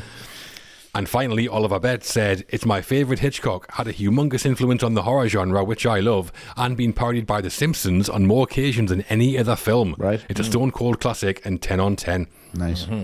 If it's good enough for The Simpsons, it's good enough for me. Yeah, exactly. Absolutely, yeah. And the scores are in from our patrons. What do you think they gave it out of 10? I'm going to say 10. Oh, full whack, I'll go 10 as well. It has to be. It was a huge 10 out of 10. Beautiful. Yes. There we go. Which gives Psycho the full whack. It does. 40 out of 40. Joining a very special list, that one. It is indeed, yeah. As it should. So for now, that's Psycho done and dusted.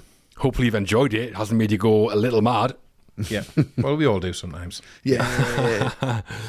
Well, next time out, Matt and Westy will be trading the Bates Motel for the tour bus and will be joined by Luke. It's all happening as you talk 1970s American rock and Cameron Crowe's Almost Famous. Nice. Yes. Yeah. 3 golden gods there, right? Yep. On top of the roof. I'm only the fucking lead singer. Well, before we sign off, one last reminder about Patreon. If you've enjoyed today's episode, you can help support what we do and get loads more bonus content by becoming an ATRM patron. Yep. So visit patreon.com/alltherightmovies to find out more, or subscribe directly on Apple Podcasts, Spotify, or YouTube. Yep. Also, don't forget to follow us across our social platforms. We're on X at ATRightMovies and on Instagram, Threads, Blue Sky, TikTok, YouTube, and we've got a fantastic community on Facebook as well. Go for all that. And we have a website at alltherightmovies.com. Yep. Harder to not find us, let's be honest. Exactly. It is.